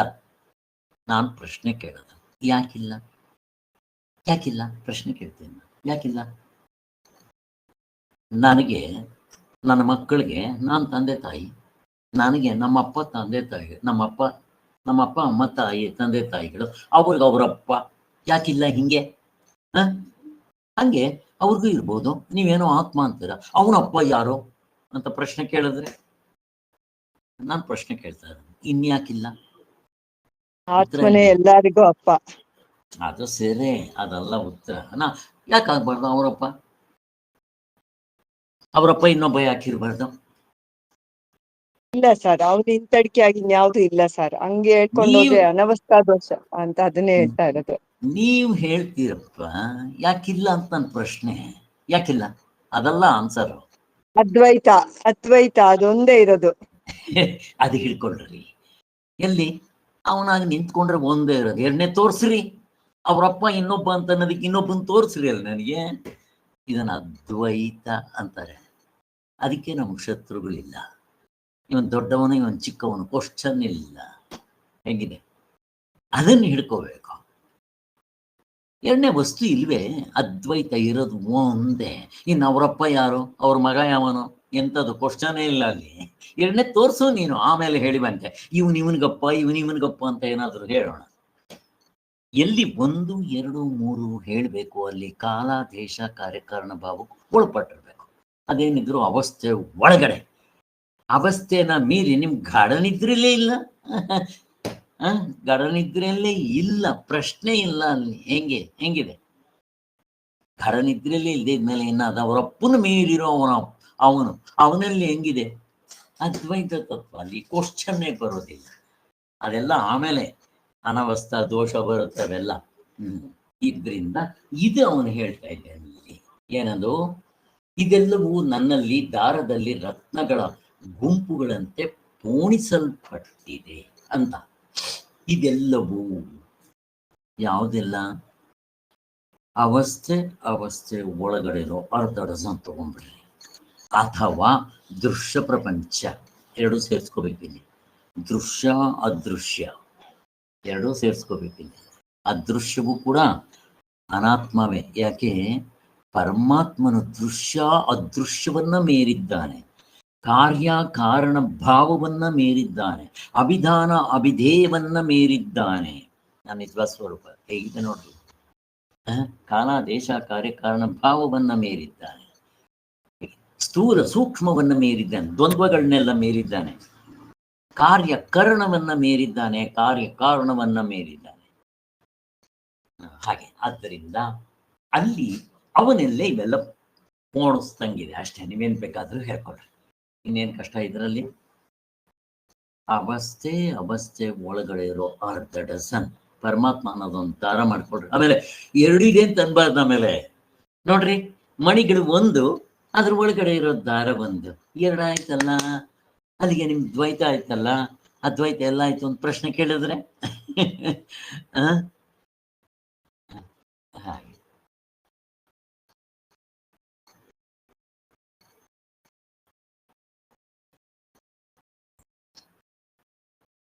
ಈಗ ನಿಮ್ಮ ಟವಲ್ ಇದೆ, ಬಟ್ಟೆ ಇದೆ, ಜಸ್ಟ್ ಬಟ್ಟೆ. ಇದರಲ್ಲಿ ಒಂದೇ ನೂಲ ಇರೋದು, ಬೇಕಾದಷ್ಟು ನೂಲುಗಳಿದೆ. ಅದರಿಂದ ಬಟ್ಟೆ ಅಂದ್ರೆ ಏನು? ನೂಲುಗಳು. ನೂಲು ಅಂದ್ರೆ ಏನು? ಹತ್ತಿ. ಹತ್ತಿ ಅಂದ್ರೆ ಏನು? ಮರ. ಮರ ಅಂದ್ರೆ ಏನು? ನೀರಿಂದ ಬಂದಿರೋದು. ನೀರಂದ್ರೆ ಏನು? ಅಗ್ನಿಯಿಂದ ಬಂದಿರೋದು. ಅಲ್ಲ, ಅಗ್ನಿ. ಅಗ್ನಿ ಎನ್ನುವಂದ್ರೆ ಏನು? ವಾಯುವಿಂದ ಬಂದಿರೋದು. ವಾಯು ಅಂದ್ರೆ ಏನು? ಆಕಾಶ. ಆಕಾಶ ಅಂದ್ರೆ ಏನು? ಕಿನ್ನೆ, ಒಂದೇ, ಎರಡು ತೋರ್ಸಾಮೇಲೆ. ಹಂಗೆ ಎಲ್ಲವೂ ಒಂದರಿಂದಲೇ ಎಲ್ಲ ಪೋಣಿಸ್ದಂಗಾಗಿದೆ ಅಂತ. ಇದಕ್ಕೆ ಶಂಕರಾಚಾರ್ಯ ಭಾಷ್ಯ ಬರೀತಾರೆ, ನೋಡೋಣ ಏನದು.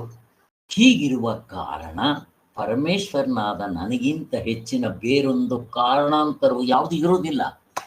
ಪರಮಾತ್ಮನೇ ಕಾರಣನೂ ಅಲ್ಲ, ಅವನು ಕಾರ್ಯಕಾರಣವನ್ನ ಮೀರಿದ್ದಾನೆ. ಆದ್ದರಿಂದ ಅವನಿಗೆ ಇನ್ನೊಂದು ಕಾರಣ ಎಲ್ಲಿ ಹೇಳ್ತೀರಾ? ದ್ವೈತದಲ್ಲಾದ್ರೆ ಒಪ್ಕೋಬಹುದು, ಅದ್ವೈತದಲ್ಲಿ ಪ್ರಶ್ನೆ ಇಲ್ಲ ಅಂತ ಹೇಳ್ತಾ ಇರೋದು. ಪರಮಾತ್ಮನಿಗಿಂತ ಹೆಚ್ಚಿನ ಕಾರಣವೊಂದು ಇದೆ ಎಂದು ತಿಳಿಯೋದೇ ತಪ್ಪು, ಅನವಸ್ಥಾ ದೋಷ ಬರುತ್ತೆ ಅಂತ ಹೇಳಿದ್ದಾರೆ. ಇಲ್ಲ, ಇನ್ನು ನಾನು ಜಗತ್ಕಾರಣವು, ಇಲ್ಲಿ ನಾನು ಜಗತ್ಕಾರಣವು. ಈ ಗೌಡಪಾದ ಹೃದಯ ಮತ್ತೆ ಭಾಷ್ಯವನ್ನ ನೋಡ್ತಾ ಇದ್ದೀವಿ. ಹೇಳ್ರಿ ಜಗತ್ ಕಾರಣ ಅಂತ ಹೇಳ್ರಿ, ಹೇಳ್ರಿ ಇವಾಗ ಯಾರಾದ್ರು. ಅಲ್ಲಿ ಇವಾಗ ತಿಳ್ಕೊಂಡಿದ್ದೀವಲ್ಲ, ಏನ್ ಹೇಳ್ಬೇಕು ಪ್ರಶ್ನೆ ಕೇಳ್ತಾ ಇದ್ದೀನಿ. ಜಗತ್ ಇಲ್ಲೇನೋ ಜಗತ್ ಕಾರಣ ಅಂತಂದ್ರು ಭಗವದ್ಗೀತೆಯಲ್ಲಿ. ಈಗ ಬೆಳಿಗ್ಗೆ ಅದೆಲ್ಲ ಮಾಡಿದ್ವಲ್ಲ, ಅದನ್ನ ಇಟ್ಕೊಂಡು ಈಗ ಜಗತ್ ಕಾರಣ ಅಂತ ಹೇಳ್ರಿ ಅಲ್ಲೇನ್ ಹೇಳ್ಬೇಕು? ಆತ್ಮನು ಯಾವುದರಿಂದಲೂ ಹುಟ್ಟಿಲ್ಲ, ಆತ್ಮನಿಂದ ಯಾವುದೂ ಹುಟ್ಟಿಲ್ಲ. ಹೆಂಗಿದೆ ಸ್ವಾಮಿ? ಇನ್ನು ಸೃಷ್ಟಿ ವಿಚಾರ ಎಲ್ಲಿ ಬಂತು? ಕಾರ್ಯಕಾರಣದ ಪ್ರಶ್ನೆ ಎಲ್ಲಿ ಬಂತು? ಹೇಳಿ ಗೌಡಪಾದರು ಇದನ್ನು ಹೇಳಕ್ ಬಂದಿರೋದು. ಹಗ್ಗ ಅಂತ ಗೊತ್ತಾದ್ಮೇಲೆ ಹಾವಿಗೆ ಹಗ್ಗ ಕಾರಣ ಒಪ್ಕೊಂತೀರ ನೀವು? ಎಲ್ಲಿದೆ? ಇಲ್ವಾ ಅಲ್ಲಿ? ಸ್ವಾಮಿ ನೀವು ಕೊಡೋ ಎಕ್ಸಾಂಪಲ್ ಸರಿ ಇಲ್ಲ ಸ್ವಾಮಿ. ಚಿನ್ನ ಒಡವೆ ಇದೆಯಲ್ವೋ? ಇಟ್ಕೊಡ್ರಿ. ಒಡವೆ ಅಂದ್ರೆ ಏನು? ಕಾರ್ಯ. ಚಿನ್ನ ಅಂದ್ರೆ ಏನು? ಕಾರಣ. ಆಯ್ತು, ನಿನ್ನ ಒಡವೆ ನದಿ ಏನು? ವಾಚಾರಂಭಣಂ ವಿಕಾರೋ ನಾಮದೆ. ಮುಗ್ದೋಯ್ತು ಒಂದೇ ಸಾರಿಗೆ. ಚಿನ್ನವೇ ಹಾಕಿ ತೋರ್ತಾ ಇದೆ ಅಷ್ಟೇ. ಇನ್ನು ಸೃಷ್ಟಿ ಎಲ್ಲ ಆಯ್ತು. ಎಲ್ಲಿದೆ ಸೃಷ್ಟಿ? ಎರಡಿದೆಯೇನೋ? ಇಲ್ಲಿ ಇಲ್ಲಿಂದ ಇಲ್ಲಿಗೆ ಚಿನ್ನ, ಇಲ್ಲಿಂದ ಇಲ್ಲಿಗೆ ಒಡವೆ, ಹೇಳಿ ನೋಡೋಣ. ಇಲ್ಲ. ಆ ಅಂಗಡಿಗೆ ಬಂದು ಗಿರಾಕಿ ಕೇಳ್ತಾನೆ, ನನ್ಗೆ ಈ ಒಡವೆ ಕೊಡು ಅಂತ. ಅಂಗಡಿಯವನು ಹೇಳ್ತಾನೆ ಚಿನ್ನ ತಗೊಂಡೋಗು ಅಂತಾನೆ. ಇವನು ಒಡವೆ ಬೆಲೆ ಎಷ್ಟು ಅಂತಾನೆ, ಅವನು ಚಿನ್ನದ ಬೆಲೆ ಹೇಳ್ತಾನೆ. ಇರೋದು ಒಂದೇ. ವ್ಯವಹಾರದಿಂದ ಅದಕ್ಕೆ ಒಡವೆ ಅಂತೀರ, ಪಾರಮಾರ್ಥಿಕ ದೃಷ್ಟಿಯಿಂದ ಅದು ಚಿನ್ನವೇ. ಎರಡು ಎಲ್ಲಿದೆ ಅಲ್ಲಿ? ವ್ಯವಹಾರ ದೃಷ್ಟಿಯಿಂದ ನೋಡಿದ್ರು ಇಲ್ಲ ನೋಡ್ರಿ. ಹಾಗೆ ಆದ್ದರಿಂದ ಪರಮಾತ್ಮನಿಗೆ ಇನ್ನೊಬ್ಬ ಕಾರಣ ಹುಡುಕೋದಕ್ಕೆ ಚಾನ್ಸಸ್ಸೇ ಇಲ್ಲ. ಇಲ್ಲೂ ಕೂಡ ನಾವು ನೋಡ್ಕೋಬಹುದು. ದ್ವೈತ ಪ್ರಪಂಚದಲ್ಲೂ ಈ ರೀತಿ ನೋಡಿದ್ರೆ ಎರಡೆಲ್ಲಿದೆ? ಇಲ್ಲ. ಆದ್ದರಿಂದ ಪರಮೇಶ್ವರನಾದ ನನ್ನಲ್ಲಿ ಜಗತ್ತೆಲ್ಲವೂ ಪೋಣಿಸಲ್ಪಟ್ಟಿರುವುದು, ಹೆಣೆಯಲ್ಪಟ್ಟಿರುವುದು, ಅನುಸರಿಸಲ್ಪಟ್ಟಿರುವುದು, ಕಟ್ಟಲ್ಪಟ್ಟಿರುವುದು ಅಂತ ಯಾಕೆ ಹೇಳ್ತಾ ಇದ್ದಾರೆ ಇಲ್ಲಿ? ಈಗ ಬೆಳಗ್ಗೆ ನೋಡಿದ್ರೆ ಅದರಲ್ಲಿ ಆತ್ಮನು ಯಾವುದರಿಂದ ಹುಟ್ಟಿಲ್ಲ, ಆತ್ಮನಿಂದ ಯಾವುದು ಹುಟ್ಟಿಲ್ಲ ಅಂತಂದ್ರೆ, ಇಲ್ಲಿ ಹಿಂಗೆ ಹೇಳಿದ್ರೆ ಏನಂತ ಅರ್ಥ ಮಾಡ್ಕೋಬೇಕು? ಪ್ರಶ್ನೆ ಕೇಳ್ತಾ ಇದ್ದೀನಿ. ಬೆಳಿಗ್ಗೆ ಇವಾಗ ಕೆಲವು ಉತ್ತರ ಸಿಕ್ಕಿದೆ, ಅದಕ್ಕೆ ಪ್ರಶ್ನೆ ಕೇಳ್ತಾ ಇದ್ದೀನಿ. ಪ್ರಶ್ನೆ ಯಾರು? ಯಾಕೆ? ನಾವು ಹುಟ್ಟಿದೆ ಅಂತ ಇಟ್ಕೊಂಡಿದೀವಲ್ಲ ಸರ್, ನಾವು ಹುಟ್ಟಿದೀವಿ ಅಂತ ನಮ್ಮನ್ನ ಅಲ್ಲಿ ಕರ್ಕೊಂಡು ಹೋಗ್ಬೇಕಲ್ಲ ಸರ್. ನಾವು ಹುಟ್ಟಿಲ್ದೆ ಇರೋರು, ಜನ್ಮ ಇಲ್ಲ, ಎಲ್ಲಾನು ಆತ್ಮ ಸ್ವರೂಪ ಅಂತ ತಿಳ್ಸಕ್ಕೋಸ್ಕರ ಇದು ಉಪಾಯ ಸರ್. ಅಷ್ಟೇ. ಆದ್ದರಿಂದ ಇಲ್ಲಿ ಇದು ನಾವು ದ್ವೈತದಲ್ಲಿ ಇದ್ದೀವಿ, ನಮಗ್ ದ್ವೈತ ಸತ್ಯ. ಆದ್ದರಿಂದ ನನಗೆ ಹಾವೇ ಸತ್ಯ. ನನಗದು ಗೊತ್ತಿಲ್ದಿದ್ದಾಗ ನನಗೆ ಇದು ಸತ್ಯ. ಅದು ಗೊತ್ತಾದ ಮೇಲೆ ಇದು ಎಂದೆಂದೂ ಇಲ್ಲ ಅಂತ ಗೊತ್ತಾಗತ್ತೆ. ಹಾಗೆ ಇಷ್ಟೇ ವ್ಯತ್ಯಾಸ. ಅದಕ್ಕೆ ಹೇಳಿದ್ರಲ್ಲ, ಬೆಳಿಗ್ಗೆ 3 ತರ ವಿದ್ಯಾರ್ಥಿಗಳಿರ್ತಾರೆ: ಉತ್ತಮ, ಮಧ್ಯಮ, ಅಧಮ. ನಾನಿನ್ನೂ ಇಲ್ಲಿ ಅಧಮ ತತ್ವದಲ್ಲಿ ಇದ್ದೀನಿ. ಉತ್ತಮವಾದ ಅಧಮನಿಗೆ ಇವೆಲ್ಲ ಏನು ಹೇಳಲೇಬೇಕಾಗಿಲ್ಲ. ಸೃಷ್ಟಿ ಆಯಿತು, ಇದು ಕಾರ್ಯ ಕಾರಣ ಎಂಥದ್ದು ಇಲ್ಲ. ನಚಿಕೇತ ಏನಾದ್ರು ಕೇಳಿದ್ನ? ಇವೆಲ್ಲ ಎಂಥದ್ದು ಇಲ್ಲ. ಆ ವೈರಾಗ್ಯ ಇರಬೇಕಾಗಿತ್ತು ನನಗೆ. ನಿತ್ಯ ವಸ್ತುಗಳು ವಿವೇಕ ಮಾಡ್ಕೊಂಡ್ಬಿಟ್ಟಿದ್ದಾನೆ ಅವನು. ಆವಾಗಲೇ ಯಾವುದು ಸತ್ಯ ಯಾವುದು ಅಸತ್ಯ ಗೊತ್ತಾಗ್ಬಿಟ್ಟಿದೆ ಅವನಿಗೆ. ಬಟ್ ತತ್ವದಲ್ಲಿ ನಿಂತಿಲ್ಲ, ಥಿಯರಿಟಿಕಲ್ ನಾಲೆಡ್ಜ್ ಆಗ್ಬಿಟ್ಟಿದೆ ಅವನಿಗೆ. ಅದಾದ್ಮೇಲೆ ವೈರಾಗ್ಯ, ಚಕ್ರವರ್ತಿ ಅವನೊಬ್ಬ.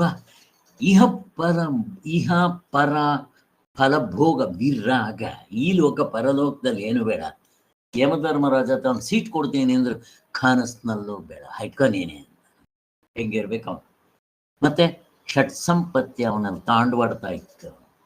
ನನಗೆ ಮೋಕ್ಷವೇ ಬೇಕು, ಇನ್ನೇನು ಬೇಡ ಅಂತ ಕೂತ್ಕೊಂಡಿದ್ದ ಅವನು. ಸಾಧನೆಗಳು ಮಾಡಿಲ್ವ ಅವನು?